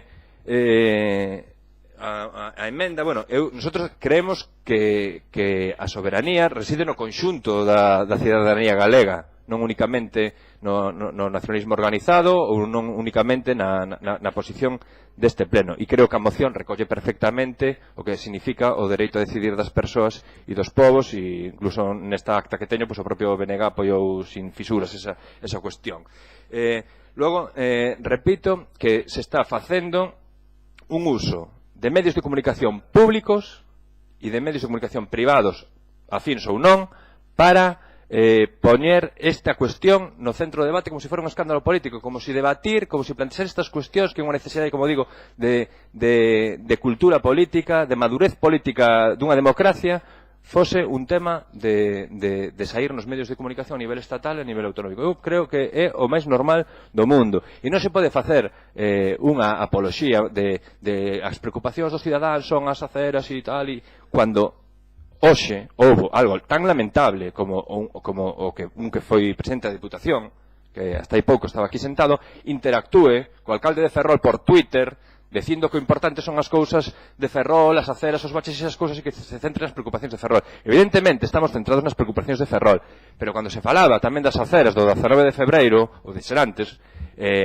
Xustamente, en Serantes hai unha foto da fase da construcción das aceras das beiras rúas, asinada por Rei Varela e por Diego Calvo, onde pon finalizado en 2015. Iso se pode ir á sede da Asociación de Veciños e se pode ver que esas cousas tan prioritarias, tan importantes non se fixeron. Entón, se utiliza ese argumento para tapar a cuestión principal e de fondo, que é o debate do dereito a decidir das persoas e dos povos. Parece ser que vostedes plantexan, Ciudadanos e o Partido Popular, que é un debate, un escoitar os cidadáns, pero para o que interese, para o que temos garantizado de que vamos a gañar. Entón, é como esa afirmación de Ford, bueno, do introductor do modelo de producción fordista, onde decía que todas as persoas tiñan dereito a escoller un coche, que era un modelo Ford T, do color que queiran, pero sempre cando esa cor fose a negra. Pois isto é igual. Aquí, os cidadáns teñen dereito a decidir, pero sempre cando sexan as cuestións nas que nosotros, máis ou menos, temos a maioría garantizada en ese pacto, gran coalición que moitas veces se dá nos legislativos. Remato. Cando hai un ano xusto se fai esa lei de adicación, pois era a mellor ocasión que podía ter o Partido Socialista para exercer esa ideoloxía republicana. E para min, e é unha opinión persoal, o tema de ausentarse nunha votación, pois hai maneiras moito máis efectivas e moito máis visuales e de moito máis impacto de poñerse a esa lei de abdicación. En ese sentido, houve compañeros do Partido Socialista que foron moito máis claros. Agardo que agora, se unha vez constituído o goberno, e agardo que sexa un goberno realmente transformador, que quere cambialo todo, non un goberno únicamente de continuidade e que teña o único obxectivo de apartar ao Partido Popular do goberno, que para min ese non é un obxectivo. Os obxectivos políticos deben ser outros, deben ser transformadores. Pois se hai un goberno socialista, republicano, que de verdade exerza a ideoloxía como tal e que plantexe esas cuestións en serio. Cuestións sen tabús, cuestións que afronten con valentía a cuestión territorial tamén na súa medida, porque se non se están dando conta, hai sociedades que están plantexando esas cuestións e non son 11 persoas nun pleno ou 6 persoas nun pleno, son millóns de persoas que están reclamando ese dereito en Cataluña e seguramente poda suceder o mesmo no País Vasco. Dicir que no caso galego, e tamén volvo un pouco a unha cuestión persoal, creo que sociolóxicamente os dereitos nacionais da soberanía do pobo galego deberían precisamente verse reflectidos en ese proceso constituinte, porque sociolóxicamente o pobo galego non responde como sociolóxicamente como na súa configuración como é Cataluña ou o País Vasco. Entón necesitamos dese acordo político para ver reflectidos os nosos dereitos de soberanía nacional. E dicirlle simplemente que mellor é por unha confusión idiomática tamén a Ana Rodríguez Masafret, que cuando en galego decimos pobo, o sea, en galego temos aldeas e temos vilas, cando falamos de pobo se refire ao conxunto de galegos e galegas, nada máis. Moitas grazas, señor Montes. Señora Rodríguez Masafret. Vamos a hacer una serie de precisiones. Es que en ningún momento efectivamente es un debate maduro y por supuesto lo hemos afrontado, simplemente recordando efectivamente que hay una serie de problemas pues mucho más próximos a que quizá este. En todo caso, sí he explicado ya lo que es la democracia, o lo que consideramos la democracia, y lo que confunden ustedes con el derecho a decidir y las votaciones, y lo del pueblo. Efectivamente lo he entendido. He llevado a un extremo, quizá un poquito extremo, efectivamente, pues para que entienda que sigue siendo para nuestra manera de pensar una falacia. En todo caso, Galicia no es una nación. Ustedes querrían que lo fuera. El derecho a decidir es una falacia. El derecho a decidir es una falacia, como ya he explicado. Por favor, el derecho a decidir es una falacia, como yo ya he explicado, producto de la machacona repetición de los partidos nacionalistas. Simplemente, la soberanía del Estado y de España reside en la nación española, y es el pueblo español el que decidirá su camino y su destino. Y no van a ser partidos nacionalistas los que vengan a decir que España pues no es España y que Cataluña es independiente o que Galicia también o el País Vasco. Bien, en fin, en todo caso, las líneas rojas efectivamente en este tema Ciudadanos los tiene muy claros. Lamentamos profundamente las polémicas surgidas justamente en unas fechas en las que Su Majestad Felipe VI visitó nuestra ciudad por primera vez como rey, como monarca. Consideramos que es inoportuno, demuestra para nuestro gusto poco respeto a la institución y a la Constitución, además, tal como se ha criticado aquí su sistema de tener que votarla cada generación. Y sinceramente hemos recordado aquí a lo largo de intervenciones los problemas de Ferrol, que consideramos que, reiteramos, son más importantes, y creo que juntos tenemos un gran trabajo por hacer, sin estar preocupados quién lo hizo antes, quién lo hizo mal, o si estos problemas están desde hace 10 años, 1 o 7 meses. Es igual, no importa. Hay que luchar por Ferrol, y este debate es, para mi gusto, estéril. Aunque sí maduro, por supuesto, y acabo de dar los argumentos que creo yo para votar en contra, efectivamente, de esta moción. Muchas gracias. Gracias, señor Masafret. Señor Rivas. Gracias, señor alcalde. Ben, eu, en primeiro lugar, quería saber se por parte do propoñente se vai aceptar a emenda ou non. Non sei se non.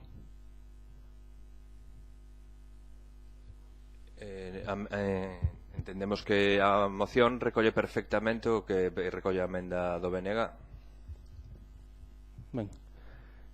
No, digo isto porque primeiro porque me sorprende que Esquerda Unida, que era unha organización estatal, aceptou este enunciado cando desde o Bloque Nacionalista Galego presentamos xustamente e literalmente este enunciado a este debate neste pleno municipal, e unha organización política como Ferrol en Común, na que está integrada Esquerda Unida, non o asume. Sorpréndeme este cambio de posicionamento ao respecto. En todo caso, sí. Non é que aceptamos o contido literal, pero entendemos que está recollido, que sería redundante para nós, a nosa opinión, está recollido no propio texto da moción. Non, as interpretacións faremos as que queiras. En todo caso, é contradictorio que lle estamos propoñendo unha engádega, non unha sustitución, nin unha transformación do seu texto. Digo, a nos sorpréndenos que Esquerda Unida puidera asumir isto e que vostedes non. Entrando na cuestión que se está a debatir aquí, eu quixera decir algunhas cuestións, non? En primeiro lugar, decir que desde o Bloque Nacionalista Galego temos cuestionado a actividade deste goberno de maneira reiterada por moitas cuestións. Neste mesmo pleno témolo feito por dar continuidade a unha prestación de servizos públicos mediante a externalización de contratos como do suministro eléctrico, por seguir desenvolvendo subvencións de carácter nominativo como e en base aos mesmos criterios que facía o Partido Popular, por non ter un proxecto de transporte público baseado na constitución e creación dunha empresa pública xestionada desde o ámbito local, pero o que si temos moi claro é que o que non imos é a empregar ese cuestionamento da política municipal como argumento para censurar un debate que desde o Partido Popular e desde Ciudadanos se pretende negar en base á máxima de que se un problema non se fala, ese problema non existe. Eu creo que é obvio que que nós debatamos aquí esta cuestión non ten máis implicación que se fale das cousas, pero que se fale das cousas é importante, porque o primeiro paso para poder resolver un problema é nomealo. E eu creo que tamén é moi evidente que vostedes se empeñen en que isto non se poida falar é por razóns políticas, non é por outra cuestión. Podemos falar desto e podemos falar de por que non se está a propoñer a constitución dunha empresa pública de transporte, como fixemos aí unhas horas atrás.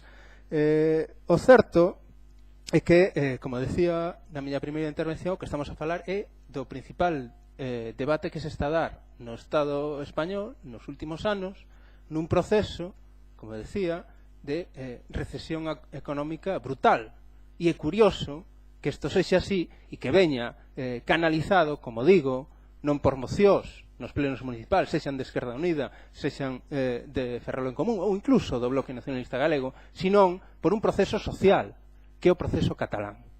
Porque, aínda que vostede o negue, Porque nesto hai dúas teorías. As nacións existen. É unha realidade, é unha construción humana. E ante esa realidade, como é a galega e como é a catalana, existen dúas posicións. Existe a tese contranacionalista, na que se afirma que as nacións existen, pero son a causa de todos os males que existen na humanidade, e existe a tese negacionista, que afirma que as nacións non existen máis aló daquelas que se equiparen ao termo de Estado. É dicir, se iguala o que son os Estados o que son as nacións, o que vostede mesmo acaba de facer. Non existe ningunha entidade real merecedora do termo nación máis que os Estados. Isto supón negar a total e absoluta diversidade que existe non só no Estado español, sino no mundo. No mundo existen milleiros de nacións que non teñen Estado propio, o cal non quere decir que non sexan colectivos que teñan dereitos polo feito de ser unha nación. As nacións son entidades que non teñen unha definición unívoca, teñen definicións variables en función de criterios diversos. Poden estar vinculados á lingua, poden estar vinculados a un territorio ou incluso poden estar vinculados a comportamentos sociais equiparables. Pero é obvio que existen. E empeñarse en negar que non existen é negar unha realidade. E por eso, tamén, e xa remato, que na proposta que se fai desde Ferrol en Común, o único que se propoña é unha mudanza formal, e recoñecendo que esa mudanza formal é importante, porque ninguén está a cuestionar que o Estado español se transforme nunha república, pasa a ser unha república en lugar de ser unha monarquía parlamentaria, non é unha cuestión banal, pero é exclusivamente unha cuestión formal. Eso non implica máis que unha mudanza da estrutura política dun Estado que seguirá circunscrita dentro do mesmo marco político, dentro do mesmo marco territorial, dentro do mesmo marco económico. O feito de que isto se faga ao mesmo tempo que se cuestione e que se asuma que a realidade do Estado español é unha realidade plurinacional é a única maneira de que poidamos cuestionar o actual sistema económico que existe no Estado español e na Unión Europea. E isto se está a facer desde un proceso social, e o proceso social ven derivado do que está a acontecer en Cataluña. Eu, por moito que en Cataluña este a acontecer o que está a acontecer, non vou a negar que a situación dos galegos e das galegas é equiparable a deles. Agora ben, o que si teño claro, e como xa dixo bastante xente antes que a min, é que non vai vir de fora remedio nin esperanza. E o que si teño claro é que se os ancellos son transformar este sistema económico, este sistema social e este sistema político, non se vai facer exclusivamente cambiando o réxime político do Estado español, pasando dunha monarquía a unha república, porque o que é obvio é que se o Estado español deixa de ter a estrutura política territorial que ten, estamos a cuestionar a estrutura política da Unión Europea, estamos a cuestionar o sistema económico no que estamos circunscritos e estamos a cuestionar a estrutura judicial dun Estado que se basea nunha Constitución que para moitos e moitas das que están hoxe aquí unha especie de Biblia, unha Biblia que, como decía na miña primeira intervención, si se permitiron modificar de maneira urxente cando tiveron que facelo para poder asumir que o pago da débeda ás entidades financeiras era unha prioridade para o Estado e que, como digo, tamén o fixeron de maneira urxente e equiparable cando decidiron que podíamos mudar a xefatura deste Estado de maneira express, que se cadra así ninguén se iba a enterar de nada. Por eso, nunca aceptaremos que se negue a posibilidade de que, cando menos, nesta cidade e en moitos outros lugares se poida debatir sobre estas cuestións e o feito de que vostedes nos estén a propoñer esa alternativa evidencia que o fan por motivos políticos e por ningunha outra razón. legítimamente, pero por motivos políticos. Muchas gracias, señor Rivas. Señora Neiros. Sí, gracias, señor alcalde. La verdad es que nosotros no tenemos ningún problema en asumir estos debates, ninguno. Lo que pasa es que sí que tenemos que reconocer que es un debate totalmente inoportuno. Y es inoportuno, primero, por el lugar, aunque sí que es cierto que en este pleno pues muchas veces se traen asuntos que no son de nuestra competencia y que más parece que estamos en el Congreso de los Diputados o incluso, como ha acontecido hoy, en el Parlamento Europeo. Y por eso